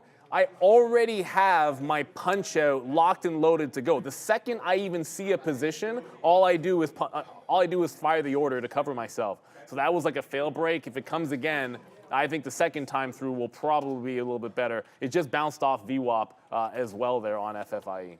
Yeah, we're long FFIE right here at 80. Let's just see what happens. I'm going to give this a couple pennies back to the downside here. Maybe that was a little bit of a failed break there on FFIE. You can see we're pretty comfortable with what we're doing right now. We're almost $2 in the money as right now Tesla breaks 178 rate. Oh, almost. I've got to get over to it. Hold on a little bit. Right there, look at Tesla trying to break 178 right now. We're long, there it is. We're long off the note here at 176 and a quarter. Yeah, let's go over and talk about, there it goes, as we're up now. All right, come on, FFIE. You got to do something with your money, so let's go find out what's going on with it today. DXY more or less flat right now on a day where we don't have a lot of economic data to talk about. We did have comments from Feds, Kashkari and Waller, but we didn't actually hear much about those. So no notes that I saw on that market, and the DXY not really reacting too much to them. We do get comments from Feds Daily coming in at 12:15. We also have Feds Kugler and Fed Chair Powell both speaking over the weekend at commencement speeches, so probably not anything that's going to be moving, but keep an eye on that for sure. We did have, of course, I think the biggest story here with the DXY, just kind of summarize what we had this week, was this move down that we had on Wednesday after the CPI data, bringing the market to new all-time highs, but bringing the DXY to the downside here. We also, worth noting, Bank of America FX strategists saying that they see the USD of the weakest of the G10 currencies right now, and they say it could get even weaker once we do start getting rate cuts in the US. So interesting note here, not a fan of the USD in terms of its strength right now, according to Bank of America FX strategists, guys. All right. Good look there. Thank you, Adara. In sympathy to that FFIE move, that CRKN also just moved back into VWAP. So if we do take off the top on FFIE, I'm expecting VWAP breakout. Lower highs, there's your wick bottom, higher lows into a flat top at 45. If this breaks 45, I'm looking for the long. The actual good trade on this was actually over the 50 break. So 45, I'll look for the same thing. FFIE is chilling. And GameStop 20, if that breaks down, I have eyes on VWAP and 450 on AMC because that has room to the low of the day. So eyeballs on that. If that's a big if for GameStop. If GameStop breaks that $50 level or $20 level, then I want to look to react over on AMC for a quick scalp trade, breaking a 450. So either Crown goes to the upside, we break it. I think the second time through, if FFIE can go, I'll probably try it one more time. I said this is going to be, I waited all day for that trade, so if it goes twice after putting a higher low on a breakout, then I still like it. It's also a halt level, by the way. Like, it halted up here very, very close to it. So I'm going to like that level for sure. AMD is back to VWAP. We have less than 10 minutes to go. Been patiently waiting for this one to get in. Actually, that's underneath VWAP, 166.5. So it's tracking back into VWAP on AMD. Once it starts bouncing, we're going to jump on the bid again of AMD. I like the trend. I want to be with the trend on AMD as long as it holds. So a couple of higher lows and a bounce off VWAP, and I'll be in it. Kyle W., I haven't looked at G-Wave GameStop at any point today. So GameStop did break. Yeah, AMC's not at 450. Like, it's still above support. I was looking for this to be breaking support. I'm when going GameStop back long went. on GameStop. Just real quickly here, I just want to make sure, I've heard Neil talk about CKN, that Kraken stock. I just want to tell you guys, I know he's been mentioning that being a little red on it. We're red on FFIE also. The two worst stocks for us on the show today, we always talk about the best ones, are these meme stocks. So I just feel like, not GameStop, the other ones, FFIE and then that electric stock. So I just want to let everybody know that although it's like rapid trading, you have to be very, very careful with share sizes, breaking levels, what you're doing. They're going to be talking all about these on the midday show, but I just want to let everybody know that it's not like these have been like crazily profitable and at the end of the day, they're negative. So, all right, here we go. Look at this, GameStop right now. We just did buy that back right there on GME. So let's see what happens now on GameStop here. It just went to 80. We missed that because we were just talking about stupid meme stocks, and there's a meme stock going. All right, so we're still up on GameStop, but barely. With holding this position, we're up because we did get stopped out on that break below. So let's wait to see what happens here on GameStop right now for a potential move higher in GME. So yeah, Tesla. So I was saying this to Sharif because I thought for me today the best trade of the day is Tesla. And it's not even, well, it'll be AMD and Tesla are close to net the same. All right. But for me, this was a break that we wanted. We talked about that break of 176. It's on the sticky note and it's one clean in. So it gives a lot of traders potentially, there goes GameStop. All right, finally, a little bit of a face slapper there as we get a little piece out there.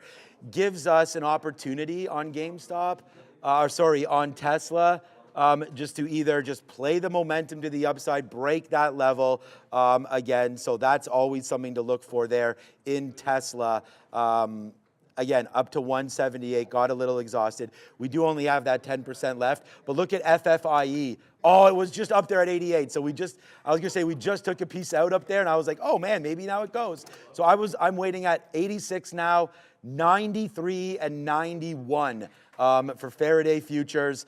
This has to go above $3. Like, I'm not going to get positive on this unless this breaks 3 and we get a huge move back up to the upside. So what I'm going to do now is try to make a little bit of money back and see if we could do that on Faraday, because I was lucky enough not to get in on that 3 break. So I think it did break 3. Yeah, 100%. Like it says 303. But the mechanics of it, it got to 303, but it went down so fast that when the stop order fired, seeing a printed 01s, GameStop. I fired an order to 305 and got filled at 97. That's how quickly it was back underneath. But because my stop was already in place, I was able to get out at 93, 97 to 93. If I didn't have a stop order in place, I'd be getting out at 80. Like and I said yesterday, the only reason I was even down on FFIE was it was one trade where I didn't put the stop order first and got into position. One trade. I made like 20, like almost, okay, maybe not 20, like a dozen trades on it overall on that stock. And the one time that I didn't put stop first, I thought it was going to go into a halt. I got on the offer. Usually I'll have a stop protecting me in case it doesn't halt. I didn't. It was 1 20-cent hit. Every other hit I had was like, I'll lose 1.5 cents here, 2 cents there. But that one time, and that's all it takes. So today I was determined. And if I get the break again, my stop is in protecting me no matter what. I'm back into ARM VWAP. Oh, it's already 10:57. Where's Intel? Okay, so now I'm short a chip name and long a chip name, but okay, ARM's kind of relatively weak. So ARM just did this at 112.20. It wicked underneath VWAP, so I jumped back into the short on ARM, and then AMD bounced off VWAP, at least for now. So I'm back into the long of AMD over VWAP, short ARM underneath. ARM has been a bit of a dog. The other thing, and apologies for not showing you guys the longer-term chart on ARM, ARM has been rejecting the 50 period. Like, look at that big move up and then curling. Lower highs, it seems like it just cannot hold that 50 period, which makes some sense. It's now underneath this flat bottom. That's why I like the short on ARM, despite generally liking the AMD and chip long today. That's a little hard there, Sharif. I mean, I have to defend RAM. You cannot hate RAM. What do you say? Right there. It's so funny. So, the chaos is about to start. Like, we didn't even hear RAM once now, and you're about to hear it about 1,300 times. So get ready for Ram time coming up very, very soon. As we get ready for the midday show, it's going to be Sharif and Adara. Today's topic is the weaknesses of moving average crossovers. I got one. Yeah, we got there's. Go ahead, Neil. Yeah. It's only because I'm trying to remember the stock. There was something we were paying attention to. It wasn't Reddit, but it was a recent IPO. And it was like the day before they reported earnings, they had a golden cross, right? And the stock was trending up and everything looked great. It gets the golden cross to 50 over the 200 to the upside and all that stuff. And then they report the next day and it was down like 25% on the report. Yeah. So, this is a fundamental weakness of any technical analysis is that if news can come out and just say, who cares, man? The best thing about the golden cross is it's predicted 15 of the last 3 recessions. 17 at least. So there you go. All right, so right now we'll end the day off pretty good, guys, pretty good. I mean, GME right now, we did get hit on that. It did break 120. We talked about that, but we got it back on the false break. False break or not, it did break, so that is what it is. Here we go. Let's go. It's a hot dog cannon kind of time. We've already talked about FFIE. That's why I sort of talked about being negative or positive on it. I don't want people thinking that this is like a print factory by any stretch of the imagination here for me, because it is not. But we are now nicely in the money. I'm going to take another piece out right now, but why not? The liquidity is there. We're long at 79. It's a 15-cent winner on FFIE. And all we did this time was we were actually smart. For once, because we saw the false break there, and then boom, we take that momentum down in and buy the dips. So yes, sir, we will be green today. That is a good day. And we forgot to talk about what was for lunch. So what was for lunch actually got mailed to us a couple days ago. So the lunch menu for today, which we got to do this. I hope FFIE doesn't break. I'll still have it up here. I'll tell you if it does. Quickly, the lunch menu for Friday is a pasta trio, with chicken and wild mushroom Alfredo. Little heavy for me. I'm hoping again for more tuna, which we've gotten a lot of times this week. That's fine. It's obvious that our caterer is also watching Trader TV Live. So shout out to our caterer as well. GameStop, 50 cents in the money. FFIE, 14 cents in the money. And Tesla, let's go. Let's go. Look, I think it's going to be a great lesson today. It's always about finding something that works for you, right? So if it's a technical and it works for you, great. If you're just trading off the news, great. If you're all about moving averages, fantastic. If you're just pure momentum and tape read, who cares? Do you? But you can always add to your toolbox. Let's go get them. It is Adara. It is Sharif. We'll be back at 2. But for now, let's head on over to How to Trade. What is up, beautiful people? Welcome to How to Trade, formerly known as That Midday